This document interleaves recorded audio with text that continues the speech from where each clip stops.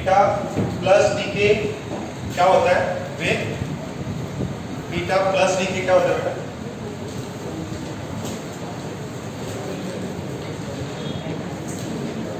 हाँ, beta plus DK में कौन किसमें कन्वर्ट होता है? किसमें? न्यूट्रॉन न्यूट्रॉन प्रोटॉन में कन्वर्ट होता है। ओके, कोई एक बताएगा, तुम बताओ। प्रोटॉन न्यूट्रॉन में कन्वर्ट होता है और एक क्या निकलता? पॉजिट्रॉन निकलता। और जब न्यूट्रॉन क्रिएट हो रहा है तो उसके कंपैरिजन में और क्या निकलता? न्यूट्रिनो। क्या निकलता? न्यूट्रिनो।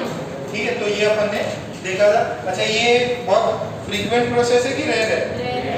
रेयर। फिर अपन ने देखा था एक बीटा माइनस। बीटा माइनस क्या होता है? इलेक्ट्रॉन। ये इलेक्ट्रॉन कब निकलता? जब आपके न्यूक्लियस में न्यूट्रॉन किस में कन्वर्ट होगा? प्रोटॉन और ठीक है, ओके। और इसमें क्या चीज निकलेगी? एंटी न्यूट्रिनो कि न्यूट्रिनो? अच्छा, गामा रेडिएशंस क्या होती है? गामा रेडिएशन बहुत हाई एनर्जी फोटॉन्स होते हैं। इनका पावर मेगा इलेक्ट्रॉन वोल्ट्स में होता है। होता क्या है, जब भी आपका रेडियो एक्टिव प्रोसेस होता है, जैसे एटम में होता था आपका एक्साइटेड स्टेट, जैसे एक इलेक्ट्रॉन दूसरे शेल में पहुंच जाता था, तो बोल रहे हैं कि अपन अपना एटम एक्साइटेड स्टेट में, दैट इज अपना इलेक्ट्रॉन दूसरे स्टेट्स में चला गया n1 की जगह n2 3 में। तो ये तो होता था इलेक्ट्रॉन वोल्ट्स में होती थी इनकी एनर्जी। बट जब रेडियो एक्टिव प्रोसेस होता है तो जो न्यूक्लियस होता है, न्यूक्लियस जो नया एटम बना है, उसका न्यूक्लियस किस में होता है? एक्साइटेड स्टेट में। तो वो जो वाई, जो अगर मान लीजिए x से अपने को y मिलना है तो वो डायरेक्टली y में नहीं मिलता, वो किस में मिलता? y स्टार में जाता, that is excited state of the nucleus. और वो एक्साइटेड स्टेट से क्या होता? वो नीचे आएगा तो बहुत हाई एनर्जी फोटॉन्स इमिट करेगा। और ये जो फोटॉन्स की एनर्जी होती है वो होती है मेगा इलेक्ट्रॉन वोल्ट्स में। ठीक है, ये कर लिया था। फिर रेडियो एक्टिविटी कुछ दिखाया था क्या अपन ने? रेडियो एक्टिविटी पे कुछ लिखाया था? कुछ भी नहीं लिखा है। अच्छा, ग्राफ बनाया था एक, वो लास्ट था क्या? हाँ, अच्छा, एक रेडियो गामा रेस। ओके, फिर नया हेडिंग डालो, radio activity, sorry radio active decay. Radio active decay, radio active decay, radio active decay.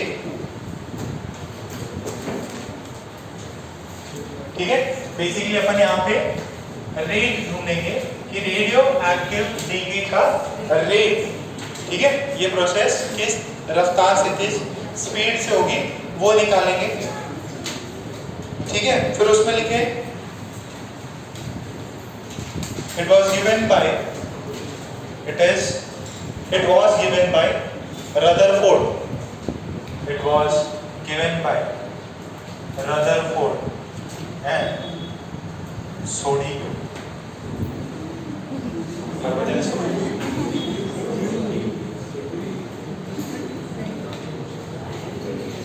ठीक है, तो ये प्लीज देखो, इसके लिए मैं जवाबदार नहीं रहूंगा, आपको इसकी थ्योरी पढ़नी पड़ेगी।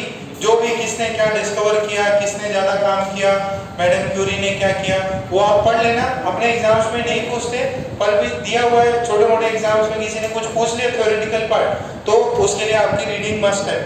ये वाले चैप्टर्स में आपको रीडिंग करनी पड़ेगी। कुछ बोर्ड में पूछ सकता, कुछ आप एक्स्ट्रा 1-2 लाइन एक्स्ट्रा लिखा है, ये साइंटिस्ट ने इसका ये किया वो किया।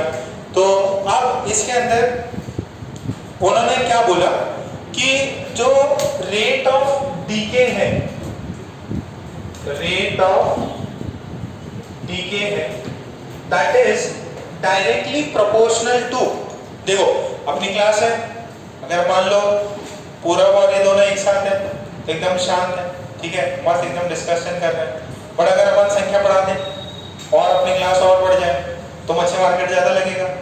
तो वैसे जितना डीके, क्लास का डीके किस पर प्रोपोर्शनल है? जितने ज्यादा बच्चे होंगे, ठीक है, वो जो पढ़ने वाले ज्यादा हो जाते हैं उसमें, सॉरी ना पढ़ने वाले ज्यादा हो जाते हैं।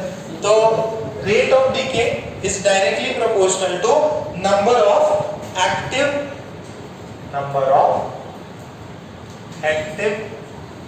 न्यूक्लियर। ये बस ये है कैसे डायरेक्टली प्रोपोर्शनलिटी आती कि आपके देखो कैसा होने चाहिए एक्टिव बात करने वाले, तो क्लास का डीके किस पर प्रोपोर्शनल है, जितने ज्यादा एक्टिव न्यूक्लियाई होंगे, एक्टिव वाले क्या करेंगे बात करेंगे, वैसे ही ये एक्टिव वाले रेडियो एक्टिविटी में क्या करते हैं, ये डीके करते हैं।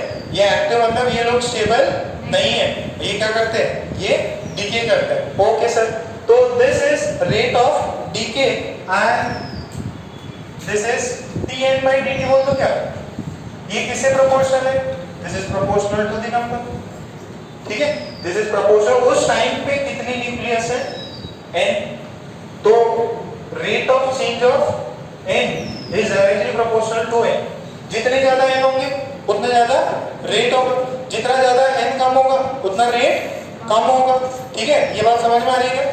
अच्छा अपन ने ऐसा एक उसमें किया था जब न्यूटन्स लॉ ऑफ कूलिंग किया था, ठीक है, अब आपका सराउंडिंग का टेम्परेचर है और एकदम हॉट टी है, तो जितना ज्यादा टेम्परेचर डिफरेंस रहेगा उतना फास्टर कूलिंग होगा, ठीक है, बट जैसे जैसे क्या होता है आपका टेम्परेचर सराउंडिंग में होने लगता है तो वो जो ल्यूक वार्म है वो ज्यादा देर तक रहेगा, जब आप डालते हो तो एकदम और पानी रहेगा और वो फिर जल्दी से ठंडा होता और फिर एकदम जो ल्यूक वार्म है उस स्थिति में आ जाता। या चार्जिंग वाला देख लो आपने, जैसे 5% थी चार्जिंग ज्यादा तो तुरंत एकदम 5, 10, 12, 15 और फिर 99 तक जाते हुए 98, 99 तक एकदम स्लो, तो वैसे ही से प्रोपोर्शनल है। अच्छा ये बताओ ये बढ़ रहा है कि घट रहा है, घट रहा है ना, अरे डीके हो गए मतलब डीके, तो ये क्या हो रहा है घट रहा है, तो यहाँ पे क्या आता है नेगेटिव से, ठीक है।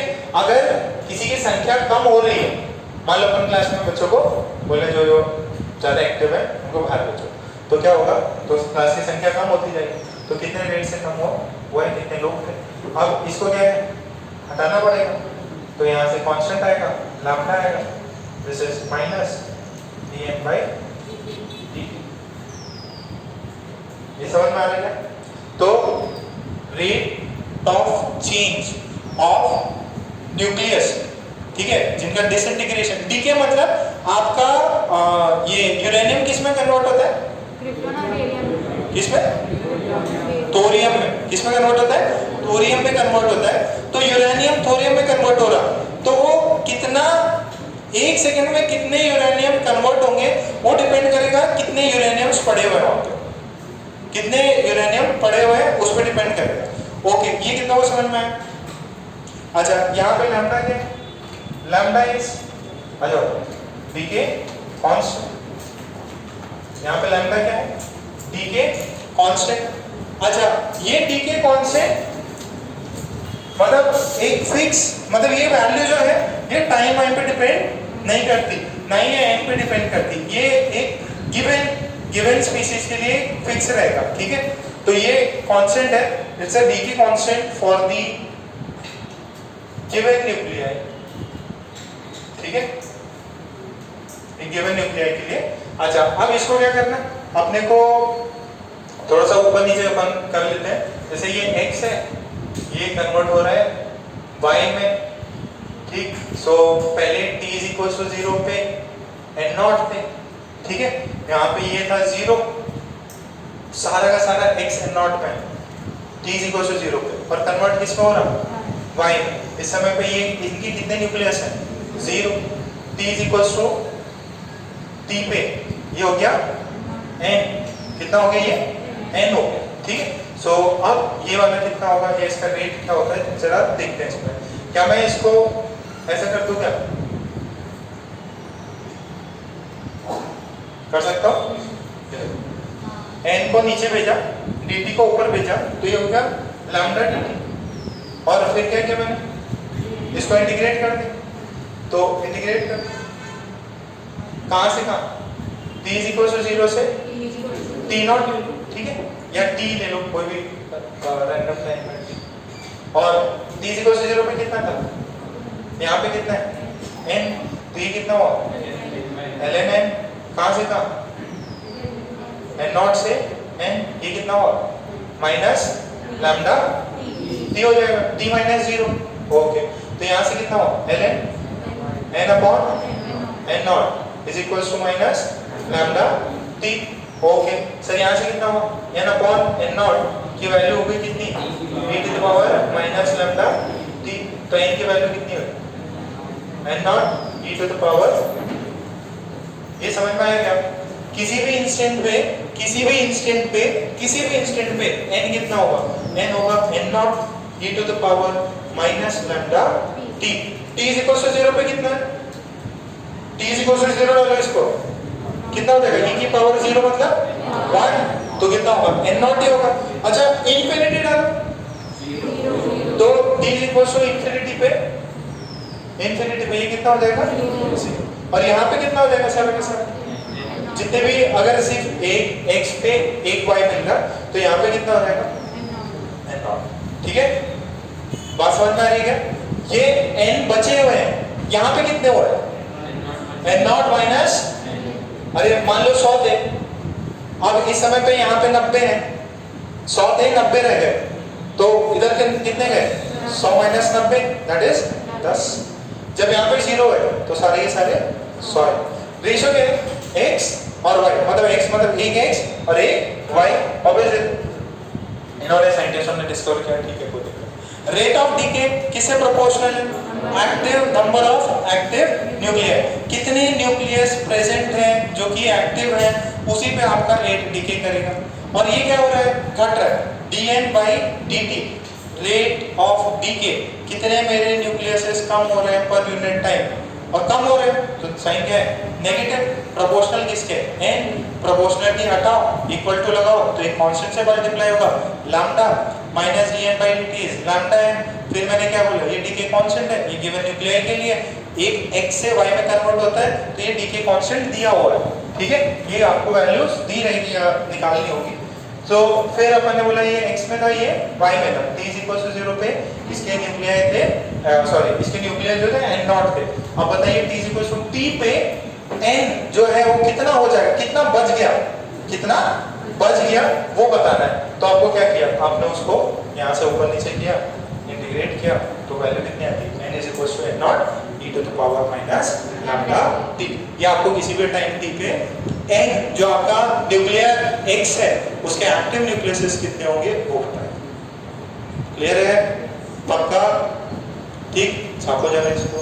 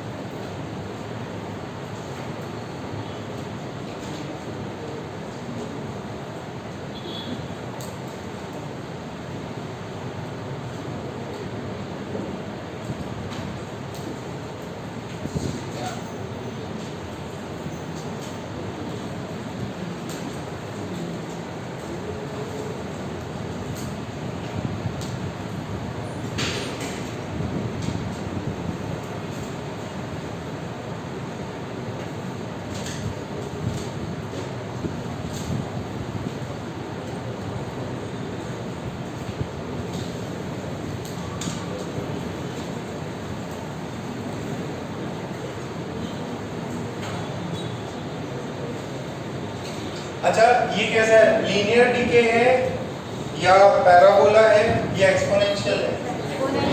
एक्सपोनेंशियल है। एक्सपोनेंशियल समझ में आता ना, यहाँ पे e की पावर या कोई दूसरा भी होता जिसके अंदर बेसिकली अगर यहाँ पे e की वैल्यू पता है क्या, मैंने बहुत पहले बताई होगी आपको, कितनी होती है e की वैल्यू? तो e जहाँ पे आता है एक्सपोनेंशियल, ये और ln बाई बाई ही रहते हैं। तो अब यहाँ पे अपने को n की वैल्यू आई n not e to the power minus lambda t। अच्छा इसको ध्यान से, इस इक्वेशन को ध्यान से समझो। ये n क्या है? This is number of active nuclei at t is equals to 0। sorry and t is equals to t। ये एक्टिव न्यूक्लियाई कौन से समय पे? कोई भी टाइम t पे। और n नॉट क्या है? Number of active nuclei at t is equals to 0। जब आपने प्रोसेस स्टार्ट करी, प्रोसेस स्टार्ट की मतलब आपने प्रोसेस को देखना शुरू किया, मतलब ऐसा नहीं कि हमेशा n नॉट। जब आपने कंटेनर में लेके स्टॉप वॉच लगाया, वो है टाइम 0। आपने स्टॉप वॉच लगाया, आपने कंटेनर में लिया कि यार अभी 2 किलो है, ठीक है, मतलब 2 किलो आपने कंटेनर ले लिया, उसके अकॉर्डिंग मोल्स निकाल लिए होंगे, है ना। तो आपने देखा t इज इक्वल 0 पे इतना है, n पे ये है, और यहाँ लैम्डा क्या होता? t के कांस्टेंट। ये रिलेशन कैसा है? This relation is an exponential decay, या this is an exponential DK.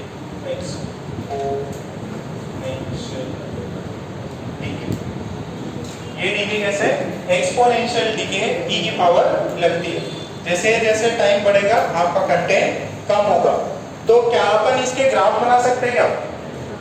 Graph बनाओ, ग्राफ बनाओ n के, n का ग्राफ कैसे होगा वो बनाओ।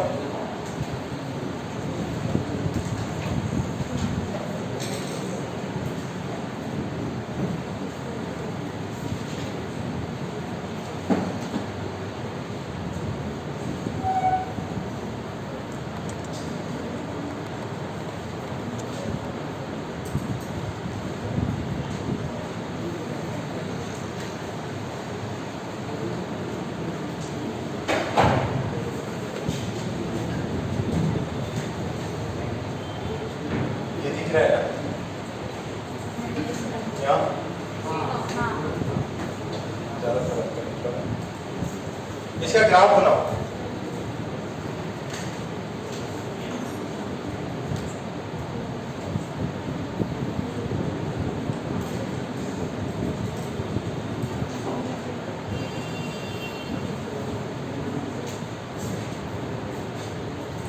एक्सपोनेंशियल का ग्राफ कैसे होता है ये बनाओ।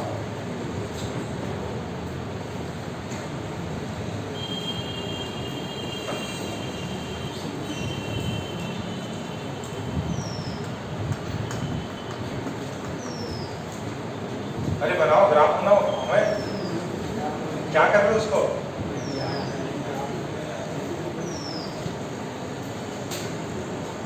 ये देखो ये n है, ये टाइम t है, तो t इज इक्वल टू 0 पे वैल्यू कितनी होगी?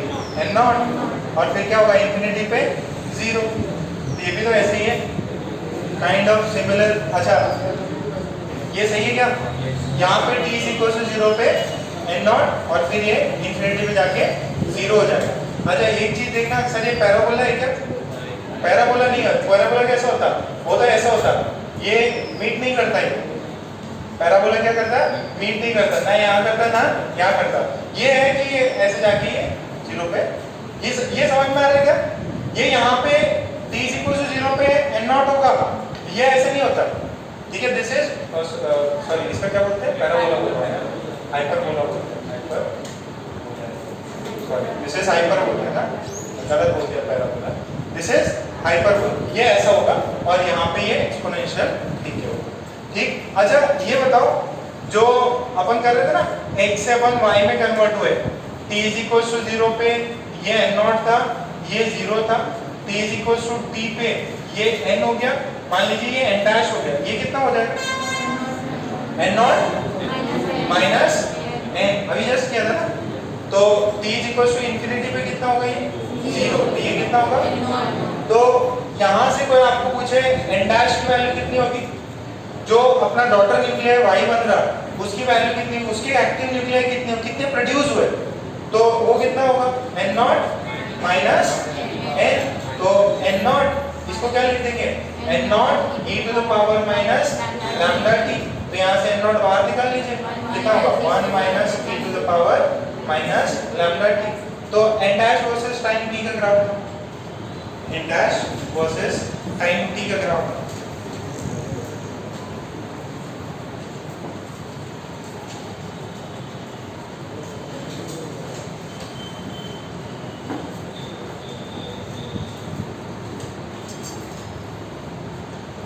This is nuclei of X. This is nuclei of X. ये parent atom है। बहुत बताया जी, तो parent का होता है, daughter का होता है।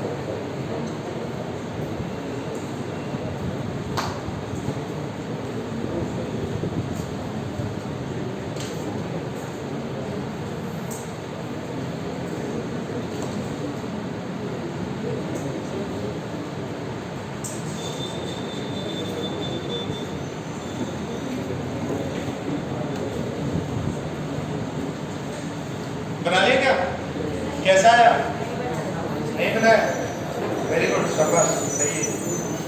कितनों का आ गया, 1 2 3,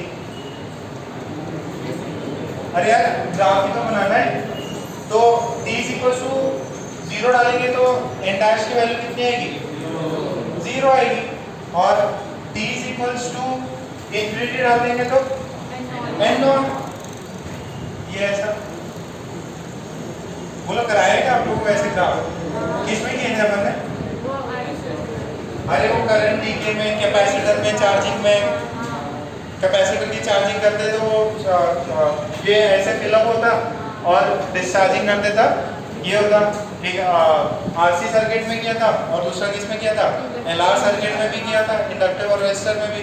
तो वहाँ पे क्या होता था, चार्जेस का बेसिकली एक्यूमुलेशन, और एक होता था करंट का बढ़ना। चाहे ये भी पता है कि वन टाइम पीरियड में कितना होता है, कितना परसेंटेज, 0.63। ओके, तो दिस इज n डैश, ये है आपका डॉटर न्यूक्लियर, जो है डॉटर न्यूक्लियर की संख्या कितनी होगी वो बताया। ये ऐसा ग्राफ है, आपको पूछ सकता है, 2-3 ग्राफ दे देगा ग्राफ के सवाल में, तो ये चीज पूछ सकता है। प्लीज याद रखें, इक्वेशंस याद रखें। इसका होता है n डैश जो है दैट इज n, इसको सबको ब्रैकेट में बना लेना, ध्यान लिख लेना। और पहले वाले को तो आपने लिख के रखा है, n is equals to n not e to the power minus lambda ठीक है। अच्छा ये लैम्डा क्या है? वेवलेंथ नहीं है, क्या है lambda? Decay constant. Please be careful, lambda decay constant है यहाँ पे। तो क्वेश्चन लिखो, find the dimension of decay constant lambda. Find the dimension of decay constant lambda 1 by d। Simple है क्या? 1 by d कैसे आया था? बहुत पहले अपन ने पढ़ा था, साइन, एक्सपोनेंशियल, ये सब के ऊपर जो भी चीज रहती है वो क्या होती है? Dimension less. तो अपने को पता है लैम्डा इनटू टी, जो भी एक्सपोनेंशियल की पावर है उसका डायमेंशन कितना होना चाहिए? 1, मतलब टी की पावर 0। तो ये कितना है? लैम्डा ये है टी, दिस इज 1। तो लैम्डा का डायमेंशन जो है that is 1 upon T, this is T की पावर माइनस 1। लैम्डा का डायमेंशन कितना है? टी की power minus 1।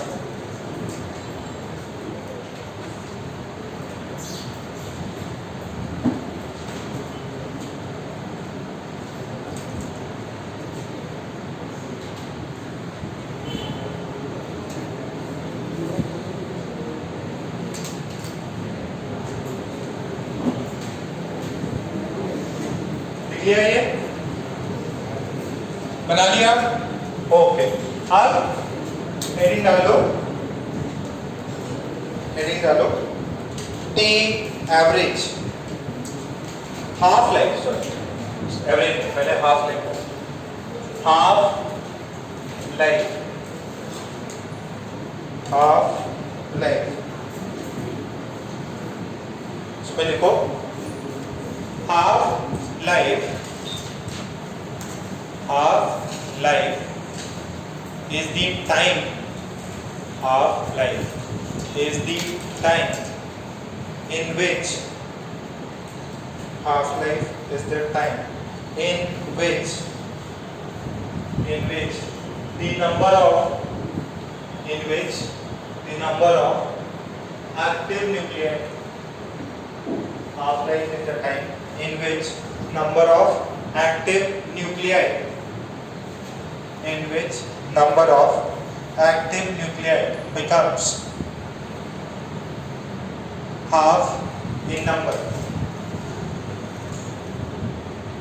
in which number of active nuclei becomes half in number। ठीक है, तो जो भी आपके न्यूक्लियाई थे वो क्या हो जाएंगे? हाफ हो जाएंगे। इसको हाफ लाइफ, इसको टी हाफ भी बोलते हैं। कितने टाइम में आपका कंटेंट जो है वो कितना हो जाए? आधा हो जाए। तो n की वैल्यू कितनी होती थी? n not e to the power minus lambda T. मान लीजिए t इज इक्वल टू 0 पे आपके पास में कितने न्यूक्लियाई है? n naught. और after t is equal to T half, जो भी कंटेंट है वो कितना रहेगा? आधा रहेगा। तो n की वैल्यू कितनी करेंगे? n not by 2। यहाँ से ये कितना है? n नॉट, ये कितना है? e to power minus. तो यहाँ से ये देखिए ये कितना बन जाएगा? दिस इज n नॉट गया, this is half, this is e to the power minus lambda T. Clear है? तो अभी अपन क्या करेंगे? ln ले लेते हैं। तो यहाँ से कितना हो जाएगा? ln कितना होगा? 1/2। तो 1/2 को क्या लिख सकता हूँ? 2 माइनस 1। ये कितना को समझ में आ रहा? पावर माइनस 1 थी ना? देखो जरा,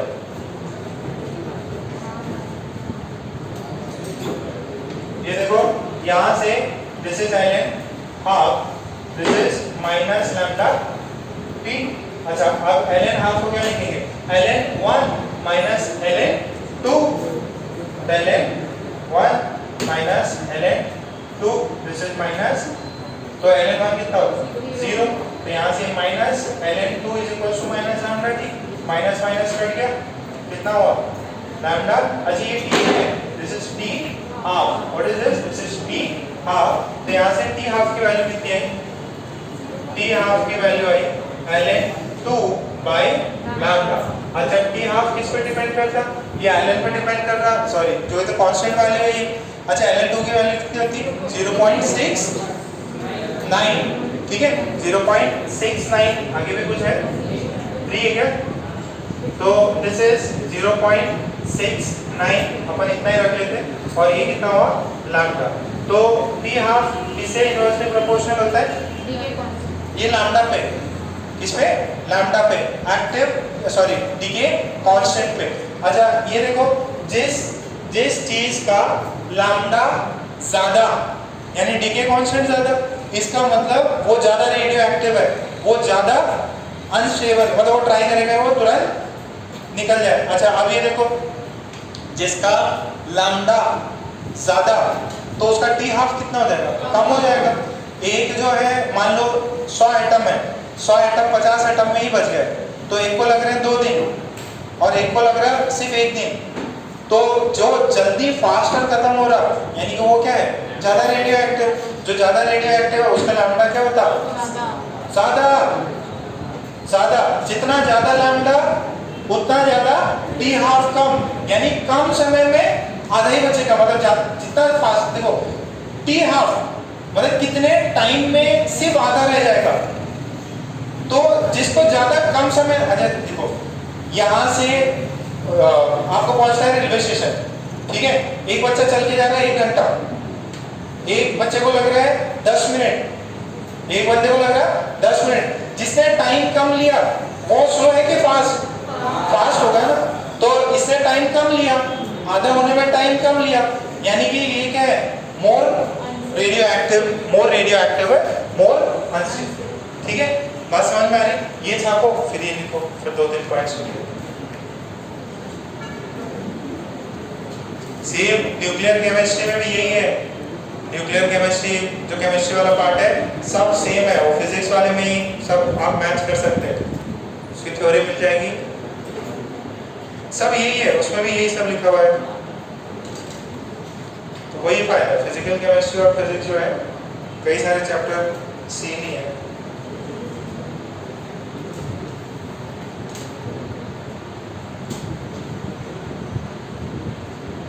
एक बार पढ़ लो, 2 जगह पे क्वेश्चन आ जाते हैं, ज्यादा फायदा है।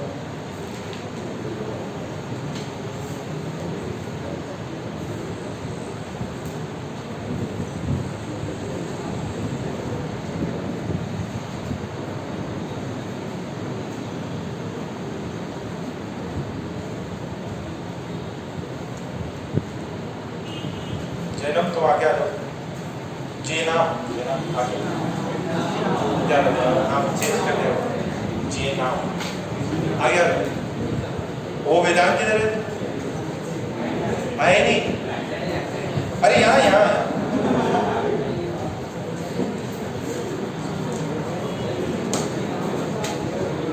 दिखाई दे जाएगा, यहाँ से ज्यादा दिखेगा।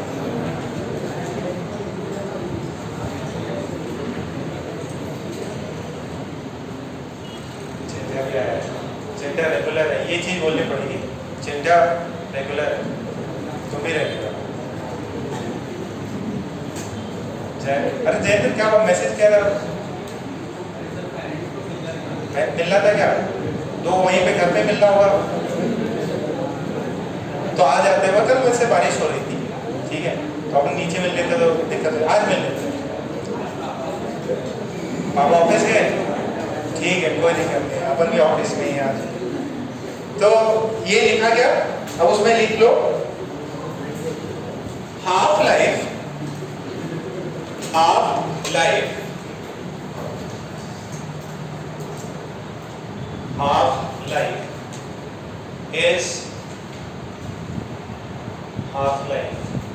is inversely proportional to the decay constant lambda. Half-life is directly proportional, sorry, inversely proportional to the decay constant lambda. फिर उसे लिखो, higher is the decay constant, higher is the decay constant, higher is the decay constant, more will be, higher is the decay constant, more will be, higher is the decay constant, more will be the radioactivity of the given substance, more will be the radioactivity of the given substance. More will be the radioactivity of the given substance. And lesser will be its half-life.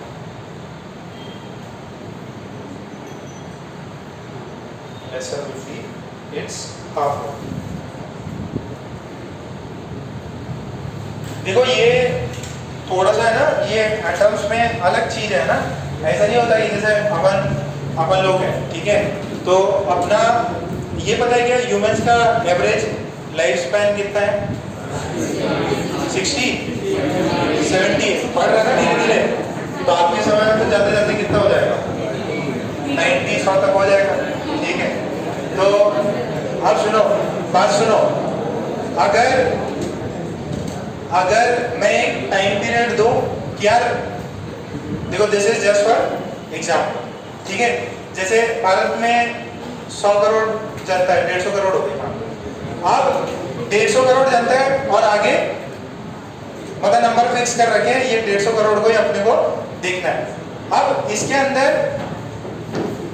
अपन अगर देखें कि आज से 60 साल बाद में कितने लोग रहे, तो मेजॉरिटी चांसेस है कि जो इस समय की पर्टिकुलर एज है, जैसे आप जितने भी लोग हो, आज से 100 साल में बोलो कि आपके 100 साल बाद में कितने लोग बचे? कोई नहीं बचे, ठीक है, 120 ज्यादा लाइफ स्पैन हो जाएगा, ठीक है, 118 120, तो 100 साल के बाद में यहाँ पे 0 चांसेस है कि भाई 0 कोई बच भी सकता, ठीक है, तो 0 चांसेस है। बट अगर मैं पॉपुलेशन की बात करूं तो पॉपुलेशन में क्या होता है? प्रोडक्शन भी हो रहा है, ठीक है, मतलब और बच्चे भी हो रहे हैं, बूढ़े भी हो रहे हैं, तो वो कंटिन्यूअस प्रोसेस है। हाँ, मैं खुश हो रहे ये एग्जाम्पल, चलो ये एग्जाम्पल कुछ गड़बड़ हो गया, जैसे भावना बनी, ये देखो यहाँ पे इन नॉट टोटल पार्टिकल्स, ठीक है, समय हो रहा था शाम के 5 बजे, ठीक है, और हाफ लाइफ समय बाद टाइम कितना हो जाएगा? टी हाफ हो जाएगा सर, बचेंगे कितने? n0/2 बचेंगे, ठीक है, उसके हाफ रह गए, हाफ लोग क्या हो गए? चलेंगे, मतलब किसी और एटम में कन्वर्ट हो गए, किसी और एटम में, किसी और डॉटर में कन्वर्ट हो। अच्छा, अपन ने एक और हाफ लाइफ लिया, तो अभी कितना बचेगा? इसका आधा कितना हो जाएगा? n0/2 का इंटू हाफ, तो ये इंटू 2, क्या मैं इसको लिखता हूँ n0/2 का स्क्वायर, अरे n0/2 का स्क्वायर। अच्छा, अभी टाइम कितना हो गया? 2 इंटू टी हाफ, अरे पहले 0 था, अब मान लो 1 घंटा हुआ, अब दूसरा 2 घंटे बाद में 1 घंटे का टाइम और बढ़ गया ना, तो ये कितना बचा? t0/4, दैट इज t0/2 का स्क्वायर। फिर एक और टाइम हाफ लिया अपन ने, अब कितना बचेगा? 2^3, एक और टाइम पीरियड लिया अपन ने, कितना बचा? ये n0/4 और टाइम हाफ लिया, कितना हो? n0/, अच्छा कितने टाइम, टोटल टाइम कितना लगा इसको n0 से n0/ ये 64 होने में? कितना टाइम पीरियड लगे? 5। तो अगर यहाँ पे 5 बज रहे हैं और 1 घंटा टाइम टी हाफ है, तो अभी कितने बज रहे होंगे? 10 ना। एक हाफ लाइफ कितनी है? 1 घंटे की, 1 घंटे की हाफ लाइफ है, तो 5 बज रहे हैं। आपको पूछा कि अभी पहले आपने n0 दिए थे, अब जब आपने मेजर किया, ठीक है, और 5 हाफ लाइफ के बाद में, तो आपको n0/64 मिल रहा है। तो आप बताओ अभी समय कितना हो रहा है?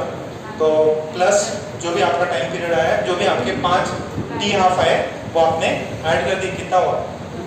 10 हो गया। क्लियर है क्या? तो ऐसे सवाल पूछते हो उसमें कि भाई यार कितने टी हाफ में आपको जो n0 था उसका n0/12 1000 के अराउंड मिलेगा। तो ये 10 to the power 10 कितना होता है? सॉरी 2 की पावर 10, सॉरी 2 की पावर 10 कितना होता है? कितना होता है? 2 की पावर 10 निकालो जरा। 1024। आपको बोले पहले 10,000 थे और अभी आपने कुछ समय बाद में देखा कि सिर्फ 10 बचे। 10,000 थे, आपने देखा 10 बजे, सिर्फ 10 बच गए, 10 न्यूक्लियस है। तो बताओ कितने टी हाफ हो गए होंगे? तो समथिंग अराउंड 10 गए। ठीक है, तो पहले इसको लिख लो, एक दो क्वेश्चंस करा। अरे इजी है क्या? अच्छा, तो बाकी लोग कहाँ पे गए? वो डॉटर में कन्वर्ट हो गए।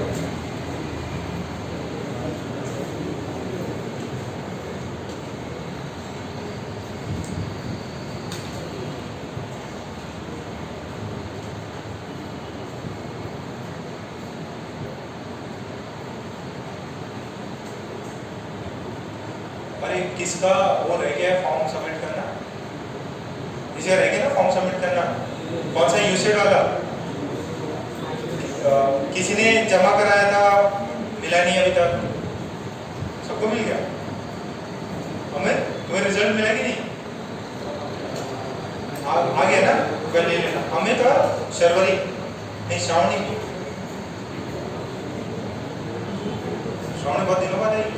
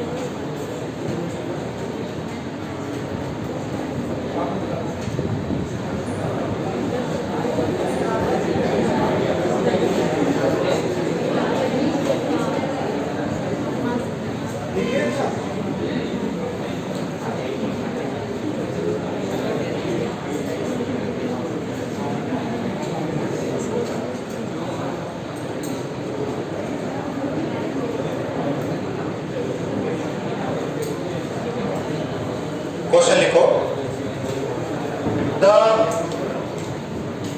The T half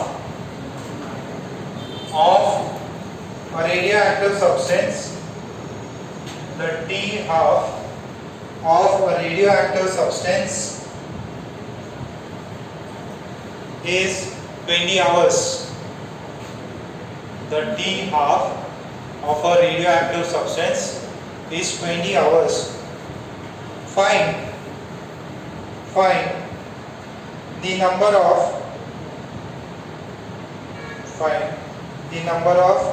nuclei. Find the number of nuclei left after.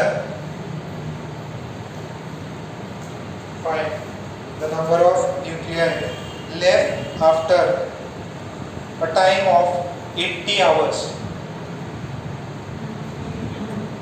पहले I नॉट मान लेना, बाद में कितने बचे?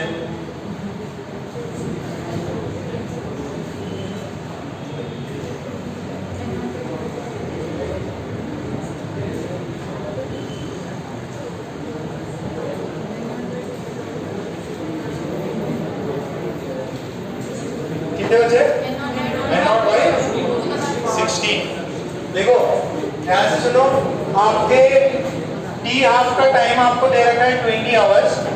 फिर बोला टी जो है अगर 80 आवर्स हो गए तो कितना बचा? तो पहले आप निकाल लो ये कितने हाफ टाइम के बराबर है। एक 20, ये 20 into n is equal to 80। तो n की वैल्यू कितनी आ रही है? 4 हाफ लाइफ हो गई। अच्छा 4 हाफ लाइफ हो गई तो ये कितना हो जाएगा?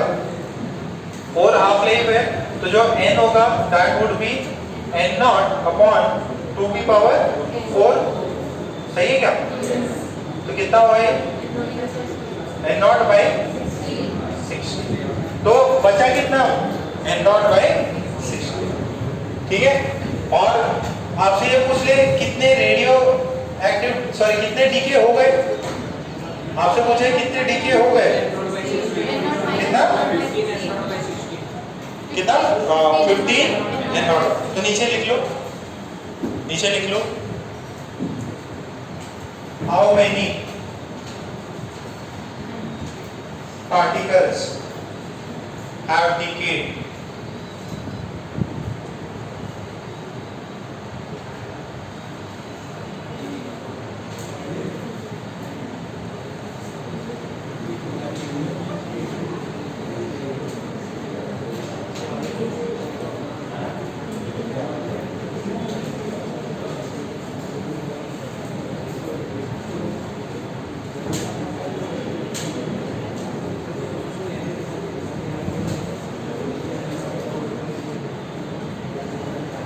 कितना आया?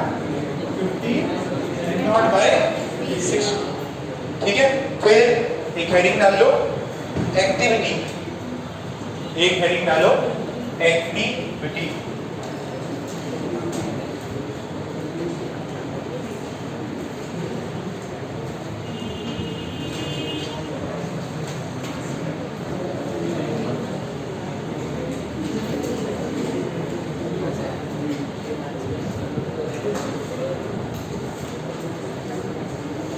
हेडिंग डालो activity.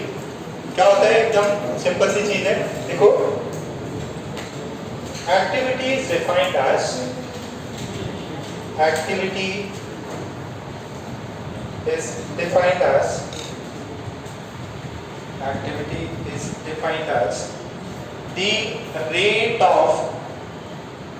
activity is defined as the rate of radioactive decay. Activity is defined as rate of radioactive decay of the nuclei. Is defined as the rate of radioactive decay. Is defined as the rate of radioactive decay. ठीक है, of the nuclei. एक है activity जो है ये है, कितना है ये? Minus dn by dt। अच्छा थोड़ी देर पहले बताओ, ये माइनस dn by dt को क्या लिखा था अपन ने? प्लस, ठीक है। तो what is activity? Activity is lambda n, ठीक है। ये लैम्डा n कुछ नहीं है, ये टाइम कांस्टेंट और n था ना आपका n, उसको लैम्डा से मल्टीप्लाई कर दो, एक्टिविटी आ गई, ठीक है। एक्टिविटी और इसमें बहुत बड़ा अंतर नहीं है, सिर्फ इतना से यही अंतर है। अच्छा फिर मुझे पता है n को क्या लिख सकता हूं मैं? n not e to the power minus lambda t। तो अब ये देखो ये क्या होगा, a जो है that is lambda n not into e to the power minus lambda t। तो यहां से a को क्या लिख सकता हूं? लैम्डा, देखो a कितना है? Lambda n not, this is a not, this is a not. तो एक्टिविटी क्या है? जो activity t is equal to 0 पे थी, e to the power minus lambda t। क्या रेडियो एक्टिव जो एक्टिविटी है वो कांस्टेंट होती है क्या? नहीं, एक्टिविटी क्या है? ये देखो ये तो रेट है, तो ये रेट की वैल्यू कितनी होगी? a is equal to a not e to the power minus lambda t, ठीक है। This is activity. n क्या था? Number of nuclei of parent, ठीक है। तो और n नॉट क्या होता? What is the number of particles of the parent atom at t is equal to 0। a not क्या होगा? What is the activity at t is equal to 0, और किसी भी टाइम t पे एक्टिविटी कितना हो जाएगा, ये ऐसे निकाल लेंगे।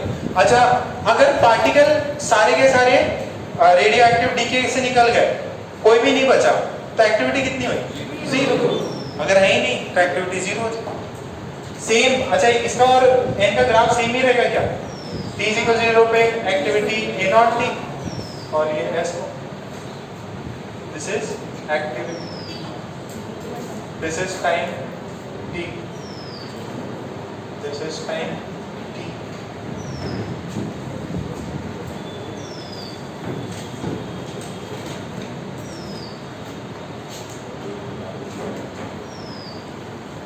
लिख लो SI unit of activity is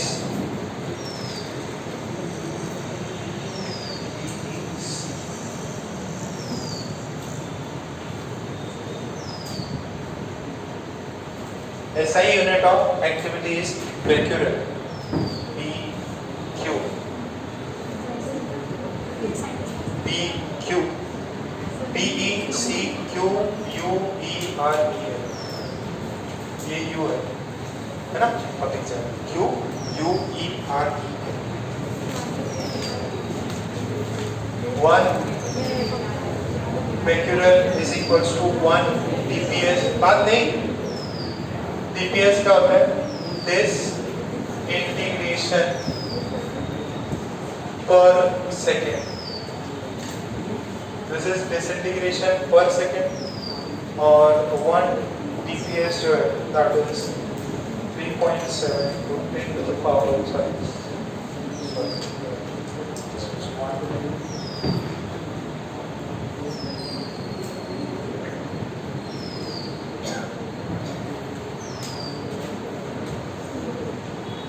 ये यूनिट्स है, आपको याद है. 1 becquerel is equals to 1 dps disintegration per second. एक सेकेंड में कितना डिसइंटीग्रेशन हो, कितनी एक्टिविटी है वो 1 becquerel बोलो या 1 dps बोलो. अच्छा, और एक क्यूरी कितनी होती है? 3.7 into 10 to the power 10.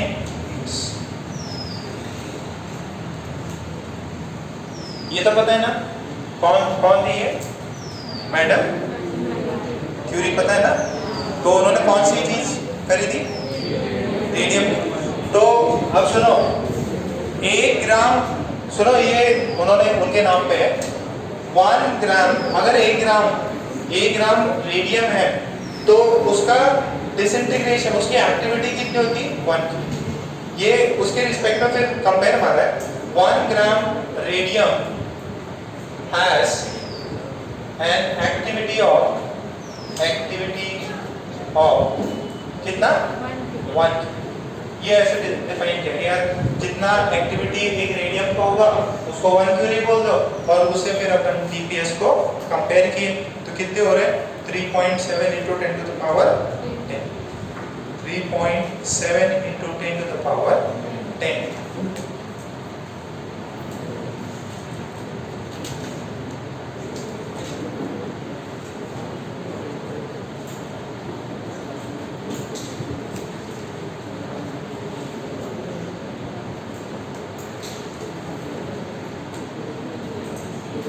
बात नहीं बेटा, छाप लो इसको फटाफट.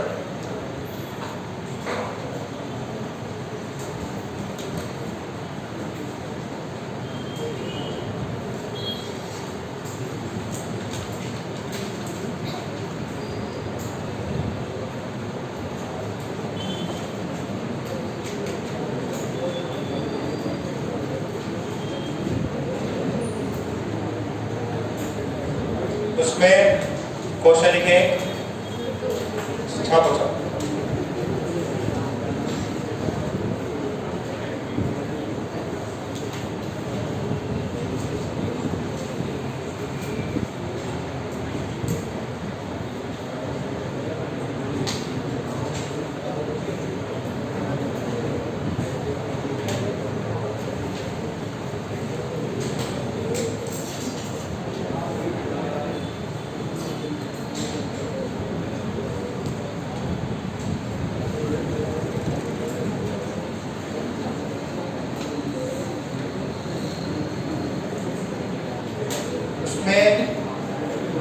देखिए question, if half life of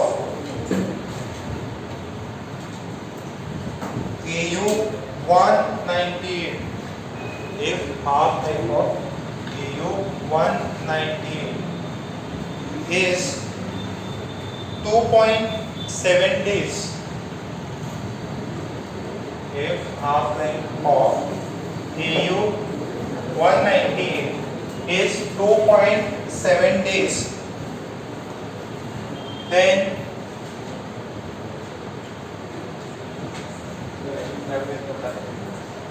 find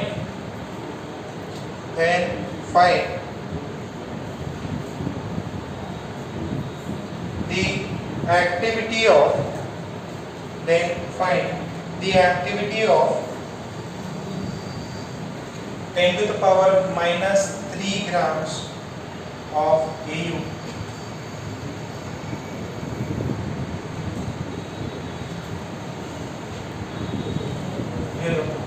इसमें डेटा और दिया है, आपको क्या निकालना है? एक्टिविटी, लैम्डा भी नहीं पता है। चलो उसमें सुनो, इसमें दो पार्ट और लिख लो, एक टी एवरेज रह गया, वो फिर उसके बाद में क्वेश्चन कर लेना। उसमें लिखो find T average,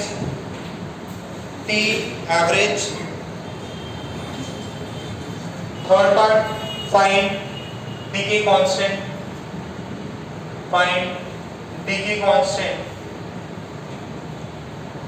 find dk constant lambda.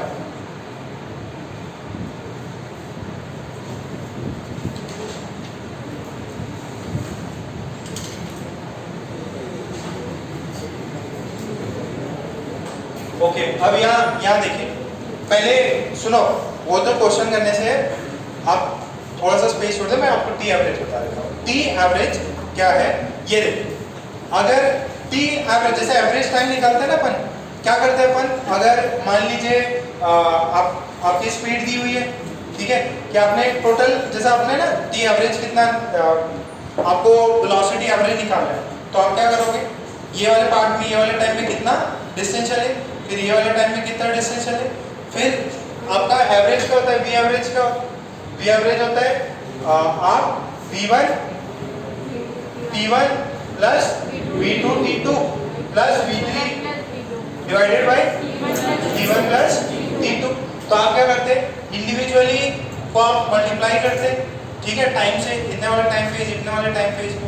अगर आपसे बोले कि आपके जो जैसे है ना, फॉर एग्जाम्पल आपने मान लीजिए 10 कपड़े खरीद लिए, ठीक है, 10 डिफरेंट आपने कपड़े खरीदे और आपको पता चल रहा है कि यार ये कपड़ा जो है मेरा 6 महीना चल रहा है, ये पर्टिकुलर कपड़ा मेरा 1 साल चल रहा है, और जो कुछ रेयर पहनते हो वो मान लो 5 साल चल गया, कुछ 3 साल चल गया।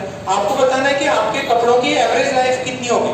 तो आपने क्या किया कि मान लो आपके पास में एवरेज एज बतानी है आपके अपने क्लोथ की, तो आप करोगे कि यार जैसे मेरे 2 जीन्स है वो कम से कम चल रहे हैं 2 साल, और एक 2 साल चलते हैं ना, 6 महीना, अच्छा अगर मोटे ना हुए हो तो चल जाता, ठीक है। और ऐसे चलो देखो 2 साल जीन्स चल गए, शर्ट चल गए 6 महीना, कितनी शर्ट्स है, 3 मान लो या 4 मान लो, और मान लो कुछ ट्राउजर खरीदे वो चल गए 3.2 इयर्स। फिर क्या करोगे, टोटल कितने आपके पास में कपड़े, तो ये 2 + 3 + 3। सिमिलरली आपके जो भी रेडियो एक्टिव न्यूक्लियाई हैं उनका एवरेज लाइफ कितना होगा। एक मैंने सैंपल लिया और उसमें बोला कि यार ये वाला जो पर्टिकुलर न्यूक्लियाई है इसकी एवरेज लाइफ स्पैन कितनी हो सकती है, हो सकता है वो अभी खत्म हो जाए, ठीक है, अभी इसी इंस्टेंट पे वो डीके कर जाए, बट आप बता रहे हो एवरेज लाइफ कितने होगी। तो आपने क्या किया, सारे पार्टिकल्स की क्या निकाली, जो भी टाइम उनको लगा कि भाई यार 2 पार्टिकल्स को इतना टाइम लग रहा है, 3 पार्टिकल्स को इतना टाइम लग रहा है, 4, और डिवाइडेड बाय टोटल पार्टिकल्स। तो सेम उसी हिसाब से आपका टी एवरेज होता है। टी एवरेज कितना होता है, आपको करना है sum of ages of all the nuclei upon total number of nuclei. क्या ये बात समझ में आ रही है क्या, कपड़े वाले एग्जांपल से या एवरेज स्पीड से, कि हर एक का मैंने क्या किया, सम ऑफ एजेस निकाला, ठीक है, इतने पार्टिकल्स हैं उनका एवरेज लाइफ इतना है, N2 पार्टिकल्स उनका इतना है, और टोटल निकालिए। टोटल आपके T इक्वल टू 0 पे कितने थे? कितने थे? n not. अच्छा इसका देखो 0 से लेके आप infinity lambda n not e to the power minus lambda और ये ठीक है जो भी आपकी एक्टिविटी थी इनटू dt। ये क्या हुआ? टाइम। समझ में आ रहा है कि उसको अपन सिग्मा करके लिख सकते हैं ऐसे pi ti अपॉन सिग्मा जो भी आपका टाइम था। तो अपन ने इसको टोटल से किया। अब इसकी वैल्यू कितनी आती? बस ये आ रहा है टी एवरेज। ठीक है ज्यादा दिमाग मत लगाओ, बस इतना ही लिख लो। टी एवरेज कितना आ रहा है? कितना आ रहा है? लिख लो टी एवरेज कितना आ रहा? 1 बाई लैम्डा। टी एवरेज कितना आ रहा? 1 बाई लैम्डा बस। अच्छा टी हाफ कितना होता है? 0.693 लिख लो। 0.693 तक होता है या 0.693 किसकी वैल्यू है? LA2 की। तो ये टी हाफ और इसके अंदर कुछ रिलेशन है। ठीक है तो आपको बोले टी एवरेज और टी हाफ कितना होगा? टी हाफ और टी एवरेज में कुछ रिलेशन निकाल सकते हो? कितना लिख सकते हो? T half is 0.693 into T average. तो ये चीज आपको याद रखो। बस फाइनल रिजल्ट याद रखो है ना डायरेक्ट। टी एवरेज कितनी? टी एवरेज है 1 बाई लैम्डा। अच्छा लैम्डा का यूनिट क्या होता था? 1 टी माइनस 1। तो ये ऊपर जाएगा तो टाइम का कांस्टेंट और टाइम का बन जाएगा डायमेंशंस और इसका भी टाइम का डायमेंशन है। यहाँ पे कितना है? 0.693 है और दोनों में रिलेशन भी कौन बड़ा है इनमें? टी एवरेज बड़ा है टी हाफ बड़ा है? कौन बड़ा है? टी हाफ बड़ा है कि टी एवरेज? अरे टी एवरेज कितने बोल रहा है? T average. टी हाफ कितने बोल रहा है? बोली नहीं ना। कौन बड़ा होगा? ये देखो लैम्डा लैम्डा तो सर सेम है, डिनोमिनेटर सेम है। न्यूमरेटर देखेंगे जिसका न्यूमरेटर बड़ा वो ज्यादा बड़ी क्वांटिटी। कौन बड़ा है? 1 की 0.6 1 तो बड़ा कौन होगा? T average. सिंपल मैथ्स लगाओ यार। डिनोमिनेटर तो सेम है ना दोनों का, जिसका न्यूमरेटर बड़ा वो क्वांटिटी बड़ी होगी।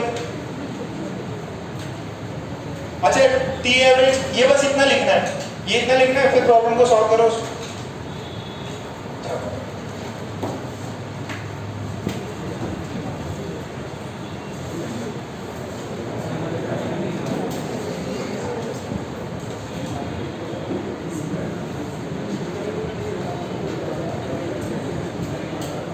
ये टी एवरेज की हेडिंग डाल दो और वो तो सिर्फ समझाने के लिए और ये चीज आप लिख दो। ठीक है और यहाँ पे सबको डी आर लिख लेना, आपको याद रखना सब।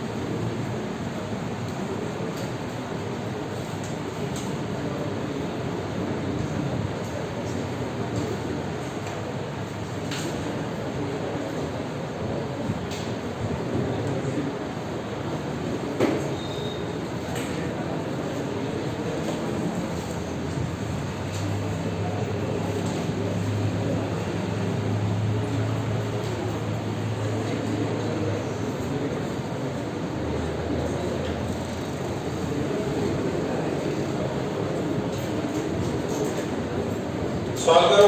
उसमें प्रॉब्लम में टी एवरेज दिया है ना, कितना उसका? टी हाफ दिया है तो टी एवरेज निकाल लो। या टी एवरेज नहीं, अब उसमें टी एवरेज भी पूछा और लैम्डा भी पूछा है, दोनों निकाल लो।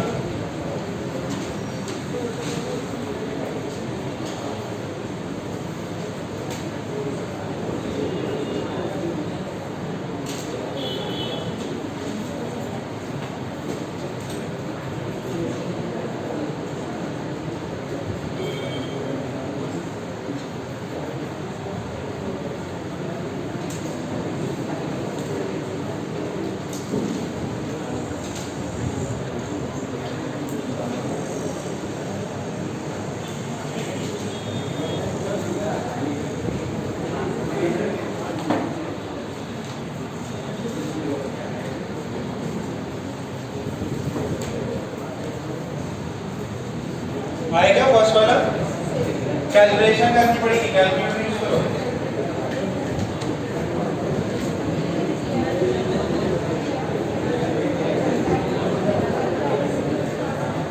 देखिए इस क्वेश्चन में बात नहीं, टी हाफ कितना है? 2.7 डेज। अच्छा टी हाफ कितना होगा? T half is 0.6 by lambda. तो यहाँ से लैम्डा की वैल्यू कितनी आएगी? 0.693 बाई टी हाफ को सेकेंड में कन्वर्ट कर लो, कितना होगा? 2.7 डेज। डेज में कितने आवर्स? 24 आवर्स। तो फिर कितने? 60 मिनट्स और 60 सेकेंड्स। अब कैलकुलेटर से निकालना कितना होगा? 2 मैं एक बार देख लेता हूँ। 2.9 सही है, into 10 to the power -6 second inverse. कितनों का आ रहा है ये लैम्डा की वैल्यू? कैलकुलेशन करनी है और कुछ भी नहीं करना आपको। बेसिकली अगर 4 ऑप्शन दिए रहेंगे तो एक 10 टू द पावर -5, -7, -8 ऐसे कुछ वैल्यूज दे देंगे। डिवाइड करो, आ जाएगा आंसर।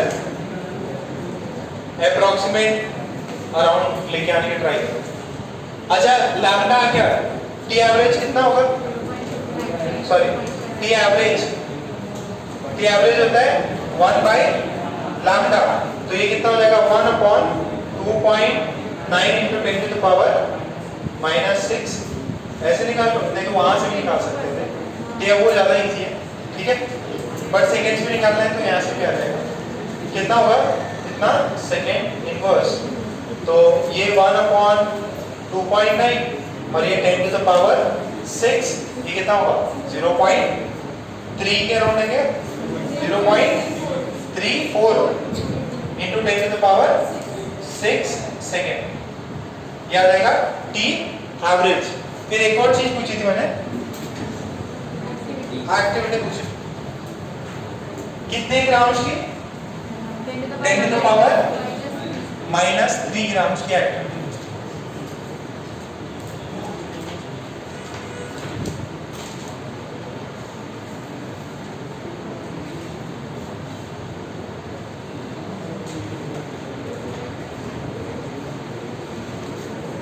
इसकी एक्टिविटी थर्ड पार्ट, एक्टिविटी जो है that is lambda into n हो जाएगा। और एन कितने नंबर ऑफ पार्टिकल से ये निकालना है? एन नंबर ऑफ पार्टिकल जो होगा कितना है? कितने ग्राम्स थे? पहले तो मोल निकालो, मोल ऑफ एयू पहले ये निकालो। मोल ऑफ एयू कितना होगा? 10 to the power -3 grams upon 198। अच्छा ये तो हो गए मोल। अब नंबर ऑफ एयू एटम्स वो कितने हो जाएंगे? ये 10 टू द पावर -19 198, इसको मल्टीप्लाई किससे करूं? 6.023 इंटू 10 टू द पावर 23। तो ये कितने बचे? पावर कितना रहेगा?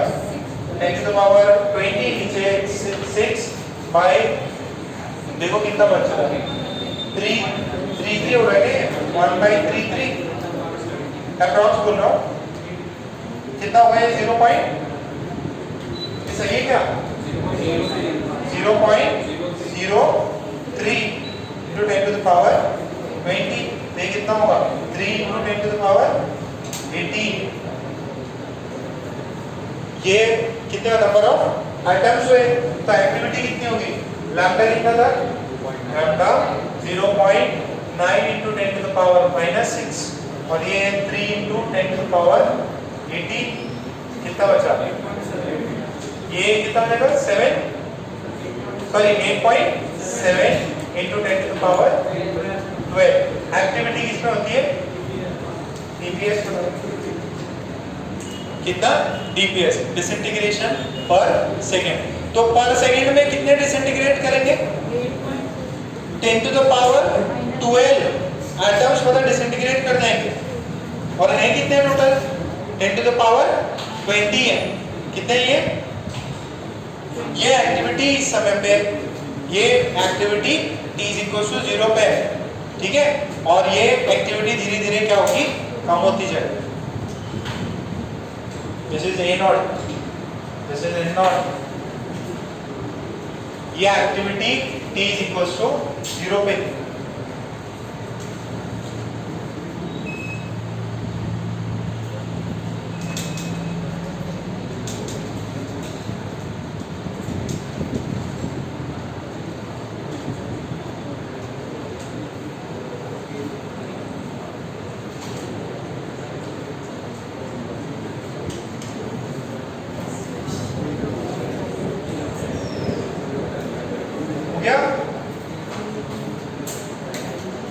कैलकुलेशन वाले सवाल है, ये वाला पार्ट कैलकुलेशन का था।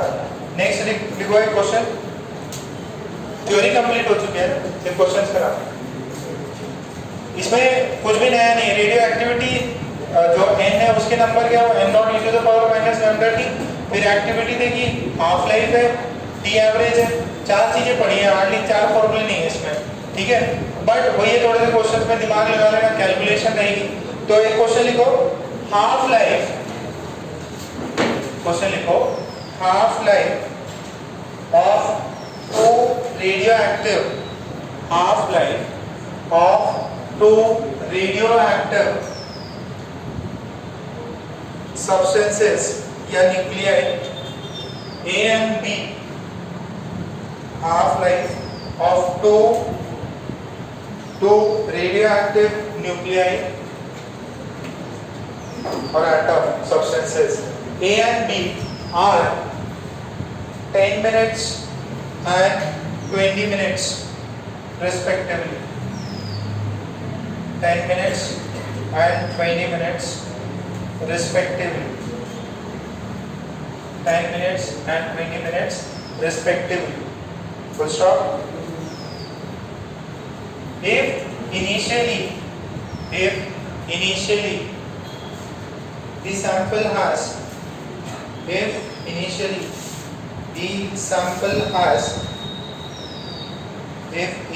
the sample has equal number of nuclei, if initially the sample has equal number of nuclei, then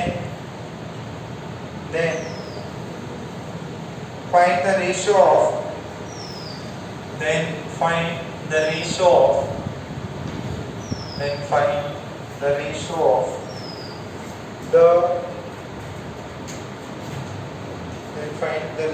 of the decayed, find the ratio of the decayed number of nuclei, find the ratio of decayed number of nuclei of A and B after 60 minutes. 60 minute बाद में कितने decade हो गए उनका ratio निकालो। एक A है और एक B है।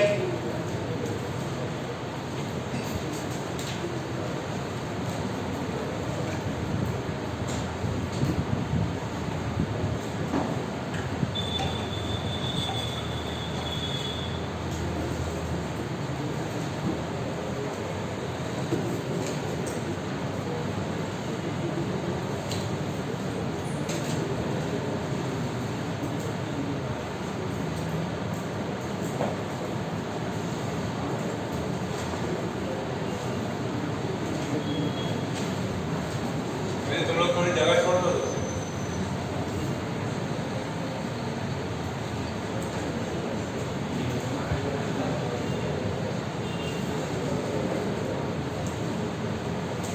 कितने लोग डिके हो गए, बच गए वो नहीं, कितने लोग खत्म हो गए वो बताना है। एक का टाइम पीरियड टी हाफ है 10 मिनट और एक का है 20 मिनट।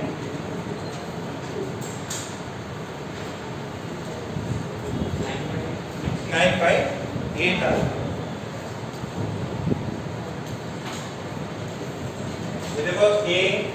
और यहाँ B, A कन्वर्ट हो जा रहा है A डैश में, B कन्वर्ट हो जाएगा D डैश में। अच्छा ये बताओ इसका T हाफ कितना है? कितना है? 10 मिनट।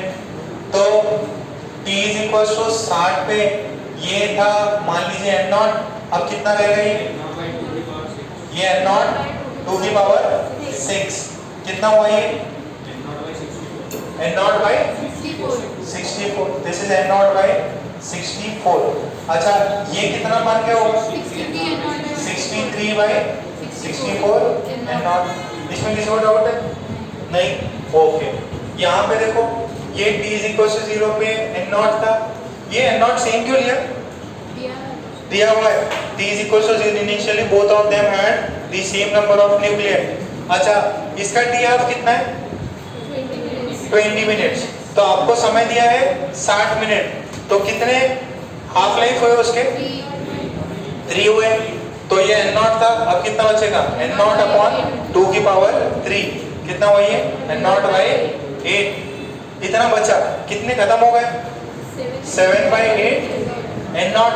अब क्या बचा? अब सुनो, ये डिकेड हो गए, ये मतलब बने, ये a डैश बना, आपको क्या पूछा है? a dash by b dash. Decade, जितने भी डिकेड हुए कहाँ हो गए? वो a डैश में कन्वर्ट हो गए, पेरेंट से डॉटर में कन्वर्ट हो गए। तो यहाँ पे ये कितना बचा? 63 n नॉट बाई 64, और ये कितना है?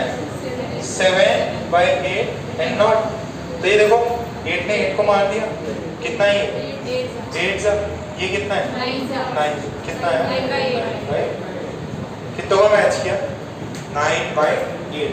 अच्छा आपसे अगर ये पूछ रहा था find the ratio of the nucleus present of at that time of A and B, तो कौन सा करते हैं? n not by 64 divided by. अगर पूछता what is the quantity present, what is the ratio of A and B and T is equal to कौन सा समय? 60, तो वो वाला रेशियो ले लेते हैं। यहाँ पे क्या पूछा है? कितने डीके हो गए? तो डीके के लिए ये चीज। क्या बात समझ में आई? पक्का? ओके। तो ऐसे क्वेश्चंस हैं बहुत सारे, तो एक और लिख लो। इफ ए, क्या लिखना है? मुझे लगा कि यार इजी होगा, आगे होगा। चलो बाकी चलता सॉल्व कर दिया, आप कुछ ड्रॉ कर लो, कुछ अंडरलाइन कर लो ना, अपने कलर वलर निकालो पेन।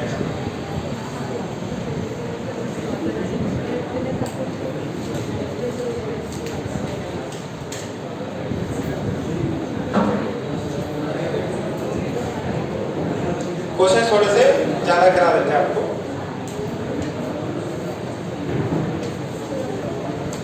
कितने लोग ने वो एनसीईआरटी लेके आए? नहीं, देखो फिर एनसीईआरटी नहीं रहेगी तो फिर अपन इसको ऐसे यहाँ पे नहीं पढ़ा पाएंगे। पीडीएफ है, फोन निकालना पड़ेगा, फोन में मैसेज के लोग तो चलो ठीक है, जितना जिनके पास है वो तो देख लेंगे, बाकी लोग घर पे पढ़ लेंगे।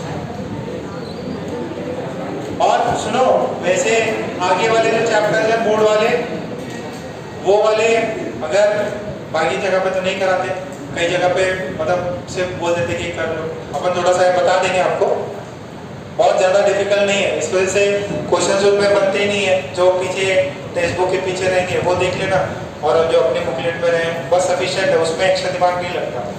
तो इस वजह से हमारे टाइम में तो खुद कराते भी नहीं थे, एडवांस में नहीं है, छोड़ देते वे खुद कर।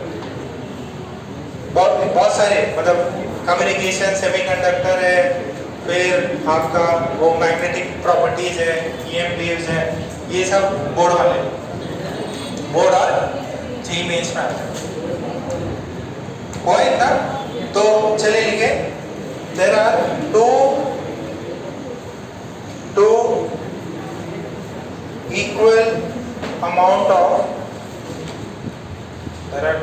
equal amount of radioactive material A and B.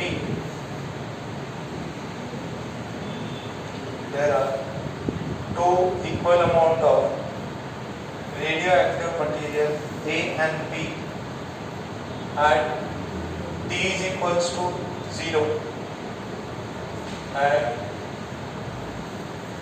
T is equals to 0.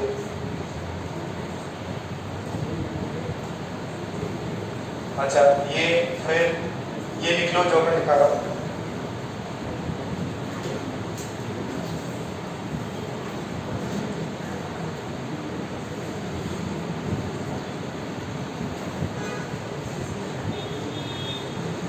देखो t इज इक्वल टू 0 पे दोनों कितने n नॉट और n नॉट, और t टाइम के बाद में जो a और b है उनका रेशियो कितना हो जाता है 1/e होल स्क्वायर। आपको बताना है कि ये टाइम t कितना है।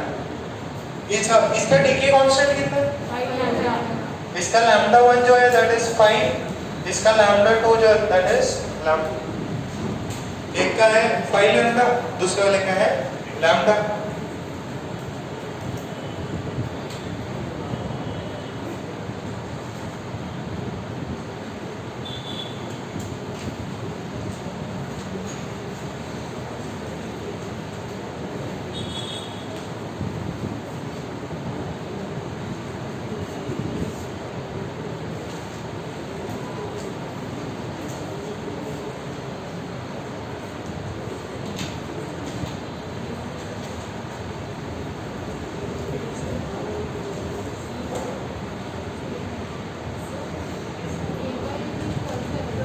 क्या क्या बताया आपने ए और बी? नहीं, इनका रेशियो आफ्टर टाइम टी, जो ए और बी है ना ये ए डैश में कन्वर्ट हो रहा है और ये बी डैश में, तो t is equal to t के बाद में ए और बी का रेशियो इतना है। तो आपको टी की वैल्यू निकालनी है, लैम्डा के टर्म्स में निकालो।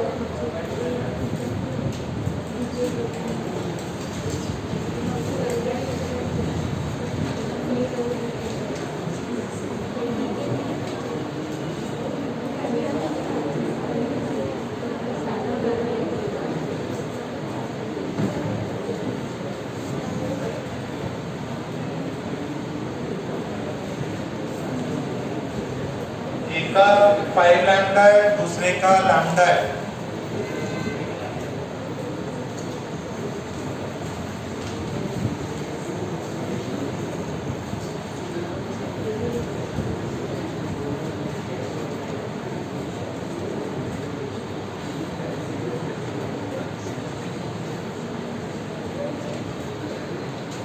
अरे एकदम सिंपल है, ए कितना हो जाएगा n not e to the power minus 5 lambda t, b जो होगा t टाइम बाद में कितना हो जाएगा n not e to the power minus lambda, sorry b जो होगा वो n not e to the power minus lambda t हो जाएगा।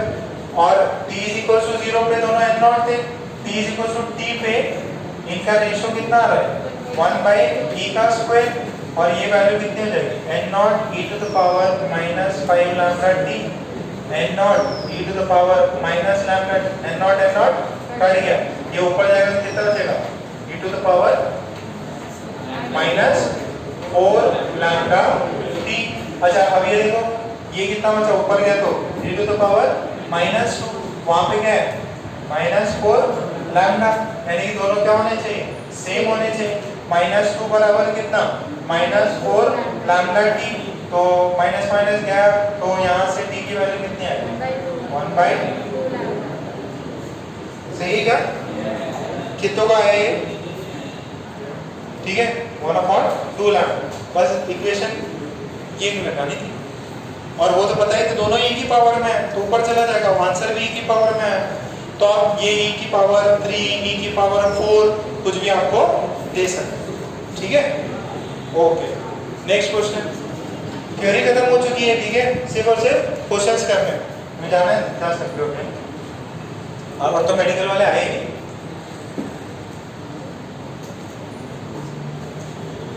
ओके नेक्स्ट, ये समझना है क्या, कोई भी रेशियोज दे दे आपको, आंसर आपको लिखना रहेगा। फिर एक सवाल लिखे, the ratio of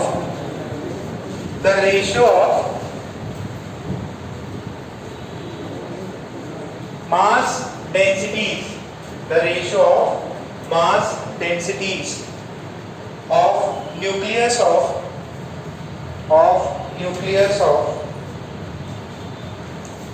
calcium and oxygen,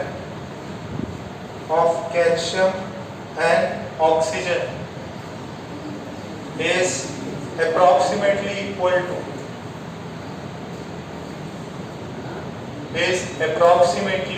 equal to कितना होगा? कैल्शियम 40 और दूसरा कौन है? ऑक्सीजन 16। कैल्शियम 40 है और ऑक्सीजन 16 है। क्या निकालना है? मास डेंसिटी किसका?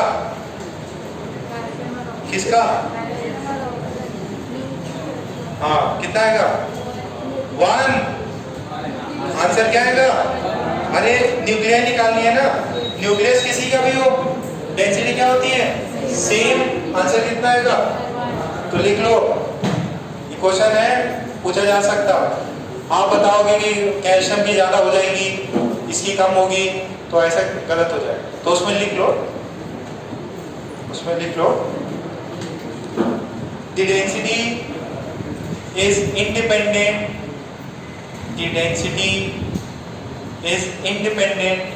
of A and Z. The density is independent of A and Z in the case of nucleus.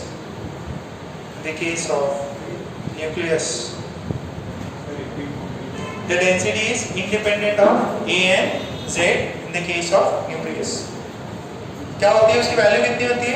3 × 10⁻17 kg पर। वो भी लिख लो। ये सवाल बन सकता है ना आपके टाइम में, मतलब अगले साल क्या पता ऐसा कुछ आ जाए और आप करोगे जिसका जो भारी है उससे ज़्यादा डेंसिटी होगा, गलत हो जाएगा। सारे ऑप्शन पढ़ लिया करो। देखो अभी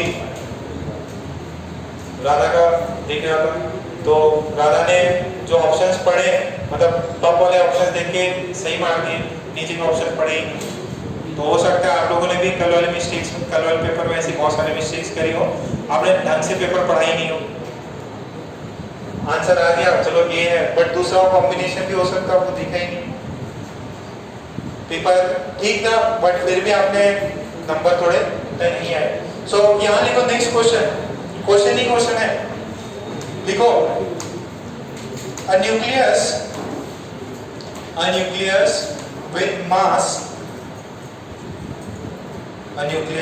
with mass 200, a nucleus with mass 200 is initially at rest, if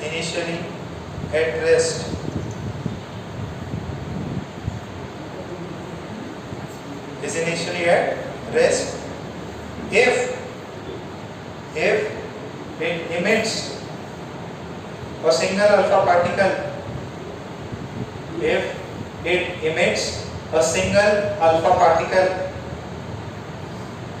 and the value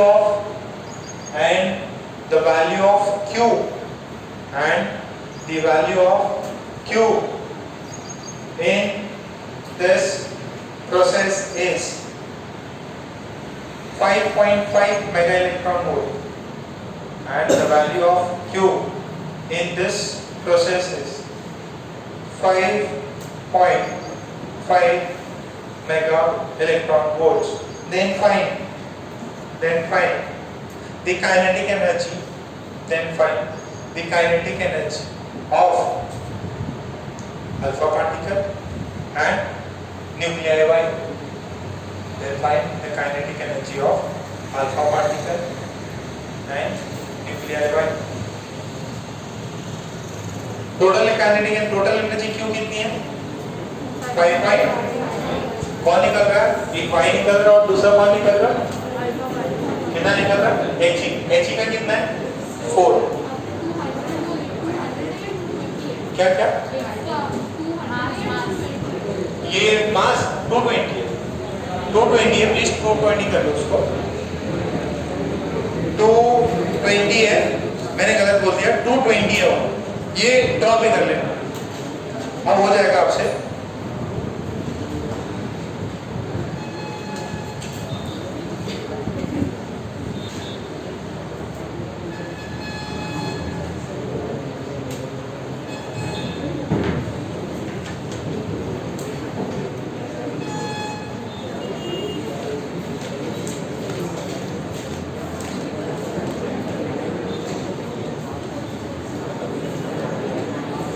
बात नहीं,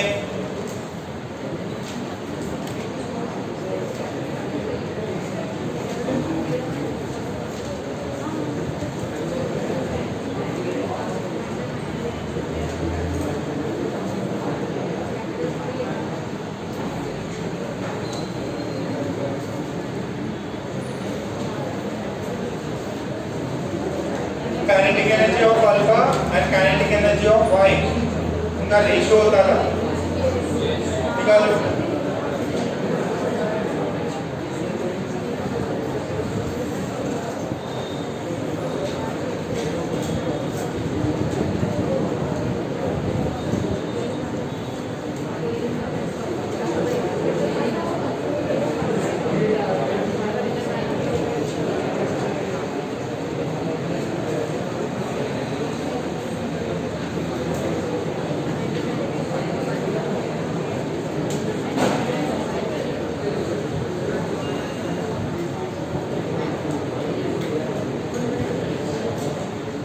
आगे क्या कितना है?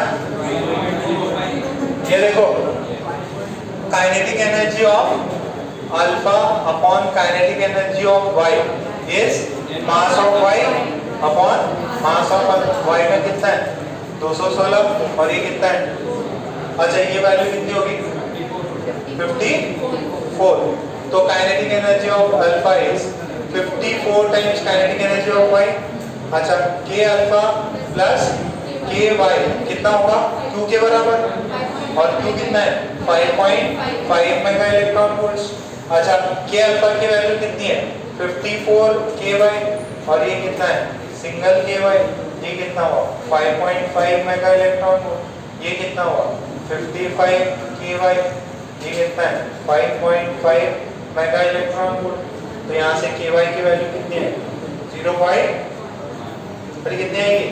0.1 मेगा इलेक्ट्रॉन वोल्ट। वाई क्या आ गई? के अल्फा की कितनी है?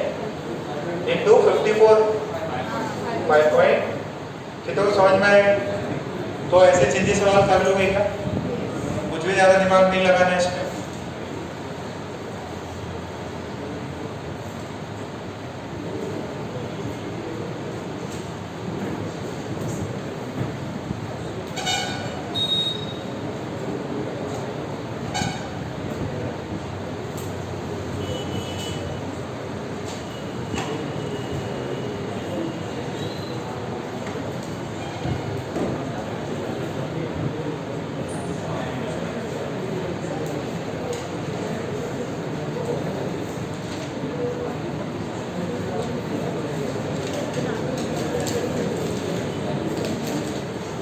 हुआ? कितने को समझ में आ गया? हैंड रेज करो। आ गया? Very good. सो एक नेक्स्ट क्वेश्चन दे दें क्या? देखो पहले,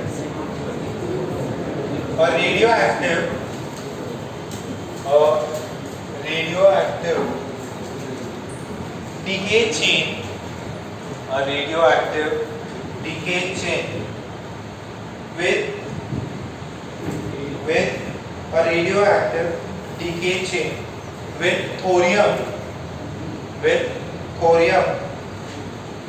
उधर ब्रैकेट में लिख लो थोरियम कौन सा 232 thorium 232 atomic number 90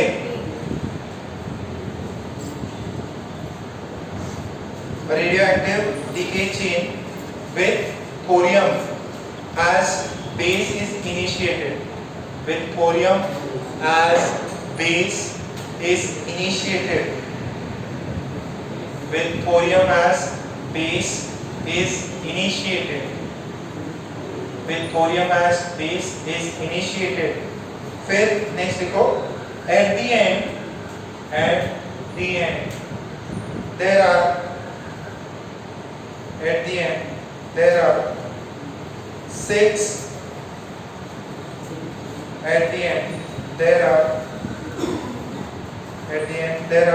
6 alpha particle. At the end there are 6 alpha particle and 4 beta particle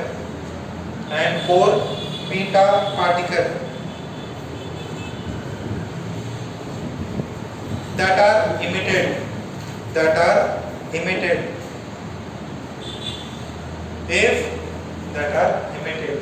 If the end nucleus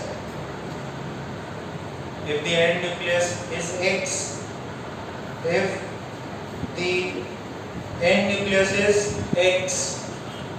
if the end nucleus is X, then find. If the end nucleus is X, then find A and Z of X. अच्छा, कौन से दो particle निकले? Alpha और beta. अच्छा sir, beta के तो 2 होते हैं, यहाँ कौन सा 1 ना? -1 ना। अनलेस और अनटिल गिवन ना हो बीटा प्लस है, बीटा दिया है तो क्या अंडरस्टैंडिंग है अपनी? बीटा माइनस ही होगा, इलेक्ट्रॉन ही निकला होगा, ठीक है? अनलेस और अनटिल स्पेसिफाई ना कर दे। रिएक्शन बैलेंस करानी है। कितने अल्फा पार्टिकल? 6 He। कितने होते हैं He के? 4 और ये 2। और कौन? बीटा कितने हैं? 4। कितना होता है चार्ज? मास 0। निकाल लो ये। इक्वेशन लिखते आनी चाहिए आपको।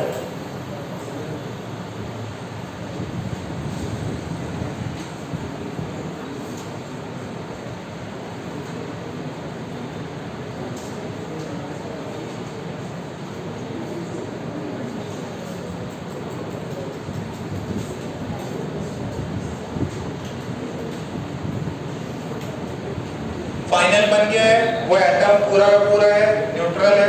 बताओ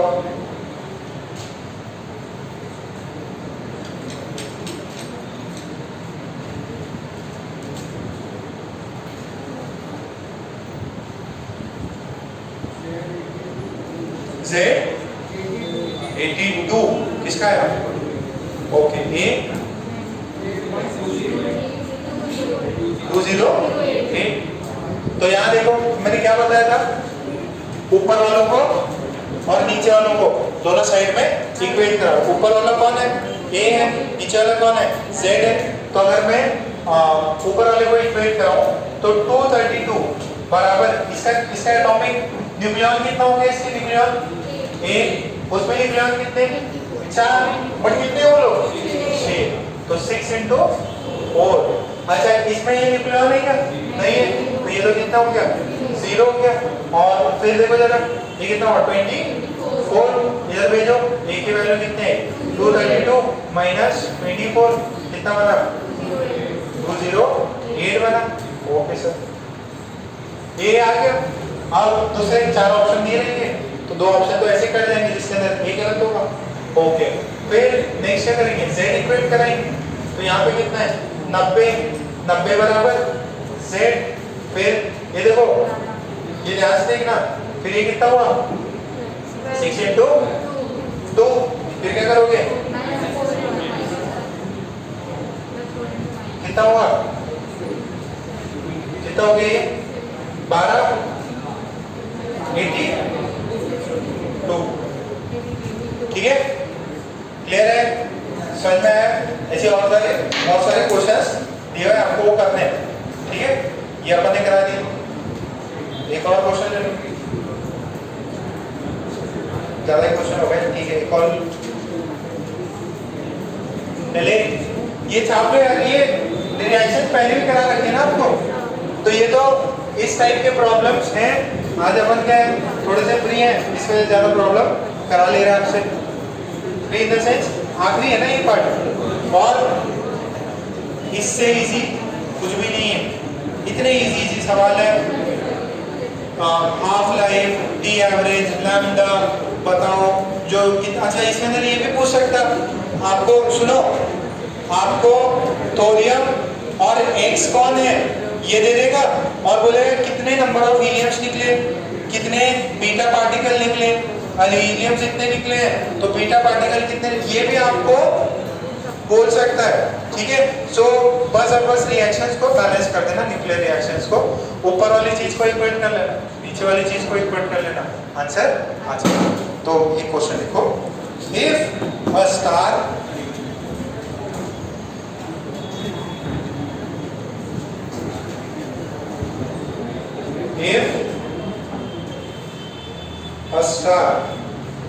converts helium, if a star converts helium into oxygen, if a star converts helium into oxygen,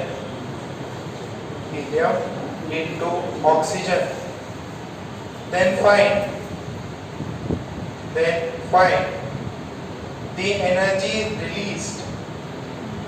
Then find the energy released.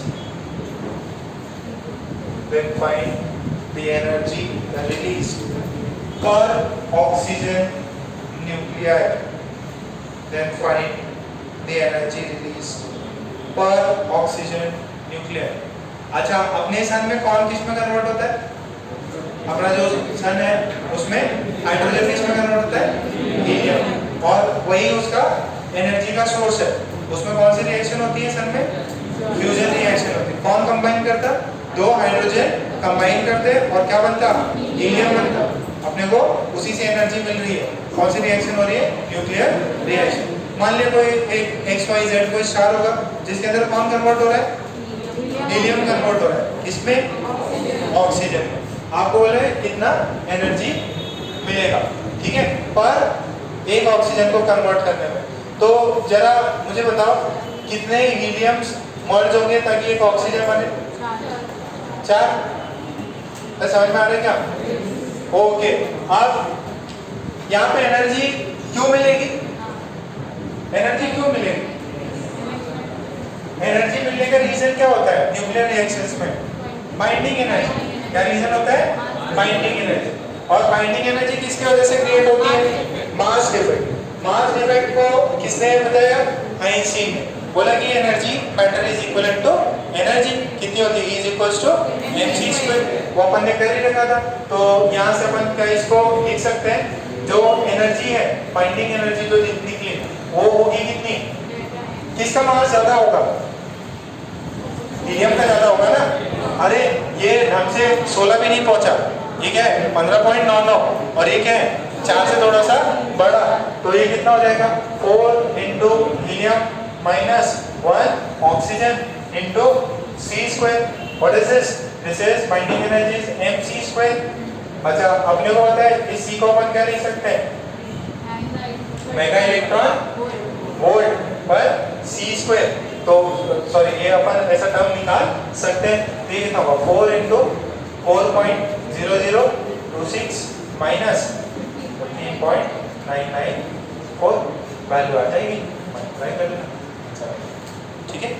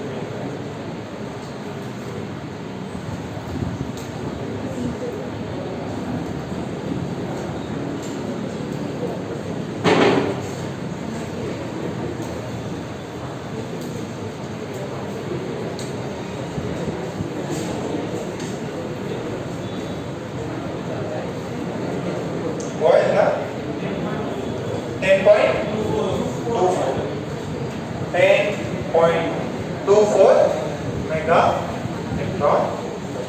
तो एक हाइड्रोजन बनने पे एक ऑक्सीजन बनने पे इतनी एनर्जी रिलीज होती है। तो अपना सन भी क्या कर रहा है, हीलियम में कन्वर्ट होते जा रहा है हाइड्रोजन, और उसको एक समय आएगा जब सब खत्म हो जाएगा, बट वो समय आने में अरबों करोड़ों साल है। ठीक है, अपने वो टेंशन की बात नहीं, अपन 100 साल में निकल लेंगे।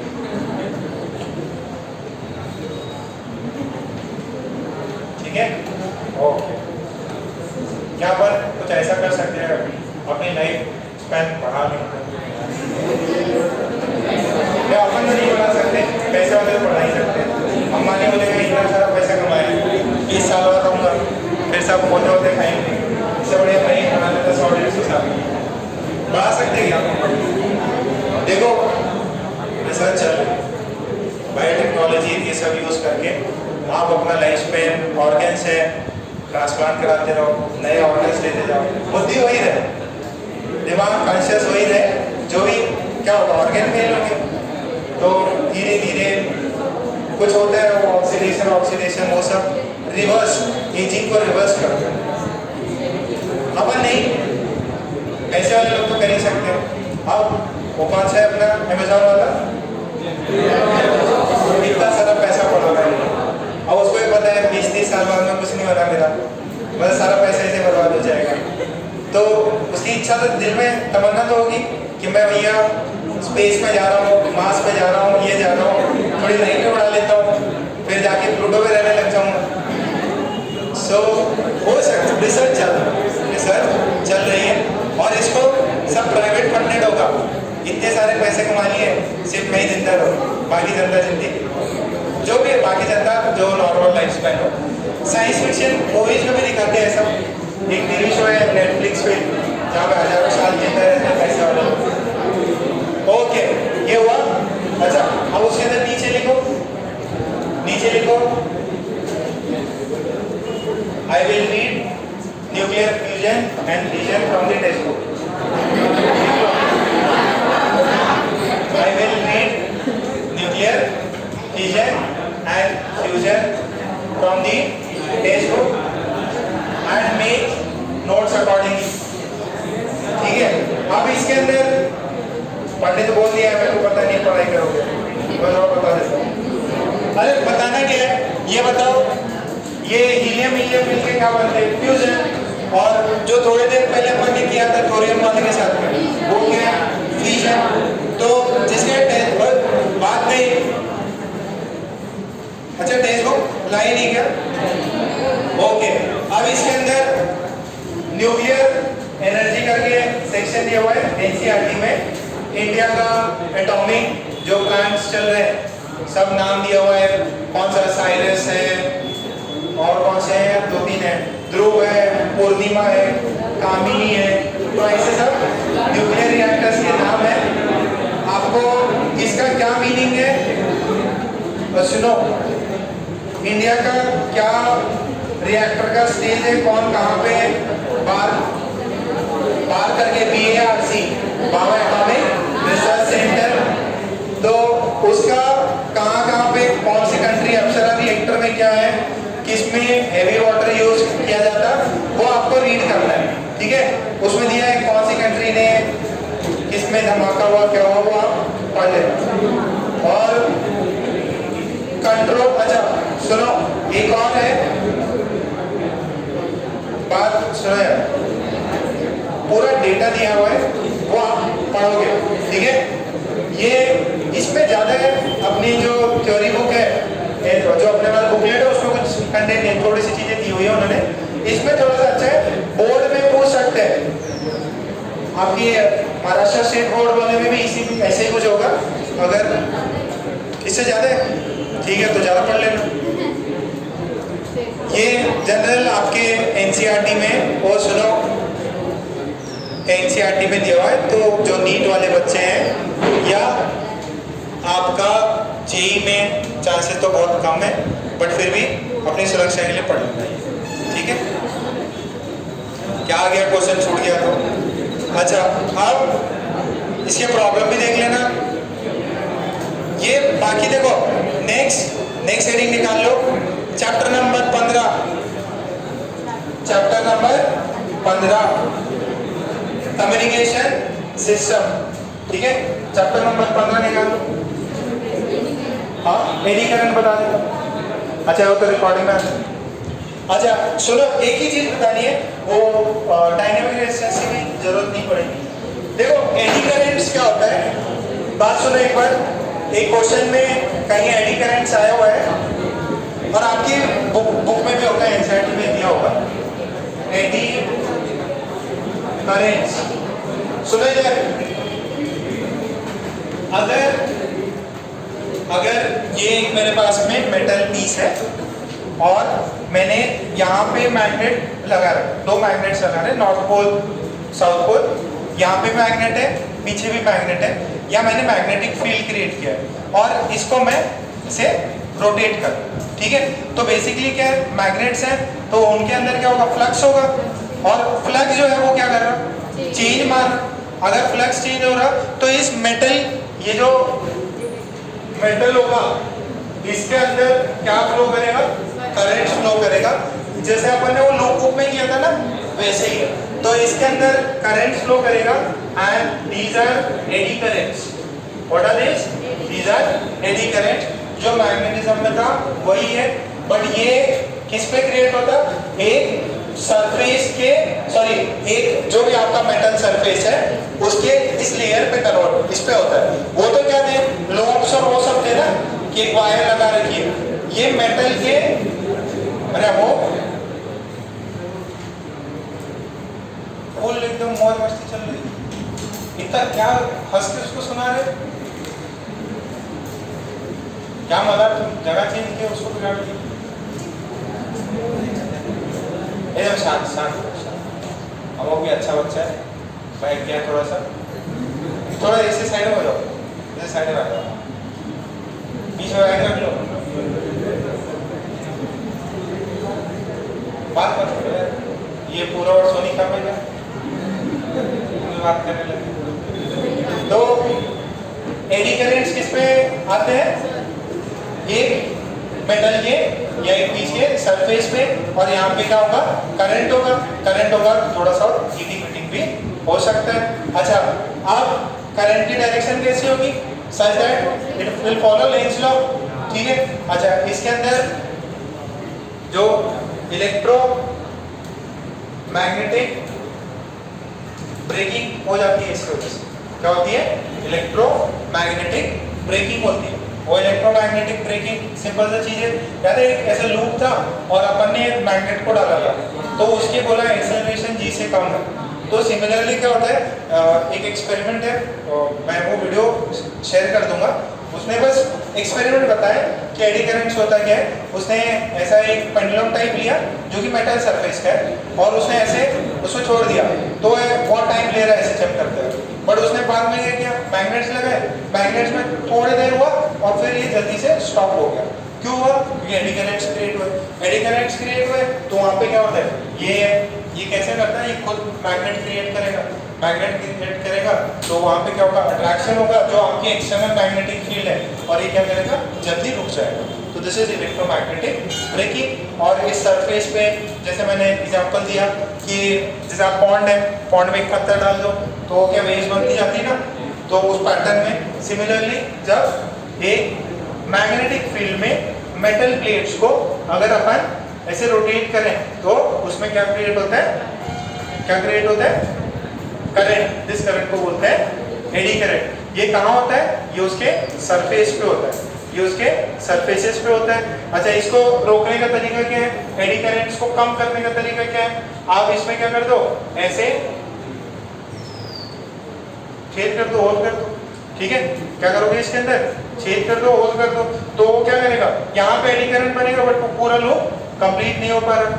मतलब इसके अंदर क्या कर दो, कट कर दो बहुत सारे, जैसे अरे आपके जैसे घर पे कुछ ना हलवाई में देखा होगा, वो कुछ तलते हैं चीजें तो उसके अंदर बहुत सारे होल्स रहते हैं ना, काइंड ऑफ वैसा ही है।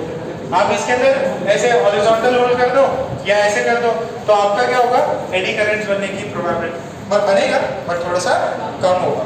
तो उसके अंदर था कुछ ट्रांसफॉर्मर्स में क्लोजली वाइंड क्यों किया जाता है, रीजन है एडी करंट्स का ही रीजन, ठीक है। और एक डायनेमिक था, डायनेमिक तो उसमें दिया हुआ नहीं है, कुछ डायनेमिक रेजिस्टेंस का सवाल था उसके अंदर जो अपने chapter wise topic wise book है उसमें, ठीक है। तो डायनेमिक रेजिस्टेंस का मैंने देखा उसमें खास कुछ दिया हुआ नहीं है, कुछ देखो वो आपको आगे जरूर आएगा जब आप इलेक्ट्रिकल लेके ट्रांसफॉर्मर करते हो, तो उसके अंदर अलग से एक बुक है ट्रांसफॉर्मर के ऊपर, तो उसके अंदर बहुत सारे अप्रॉक्सीमेशंस, इंडक्टिव और फिर वो रेजिस्टेंसेस भी आते हैं, वो अभी आपको इतना जरूरत नहीं है, एक दो क्वेश्चंस दिए हैं तो उनको याद रखिएगा, ठीक है। तो यहाँ से मॉडर्न फिजिक्स कंप्लीट हो गया, निकाल लो कम्युनिकेशन सिस्टम।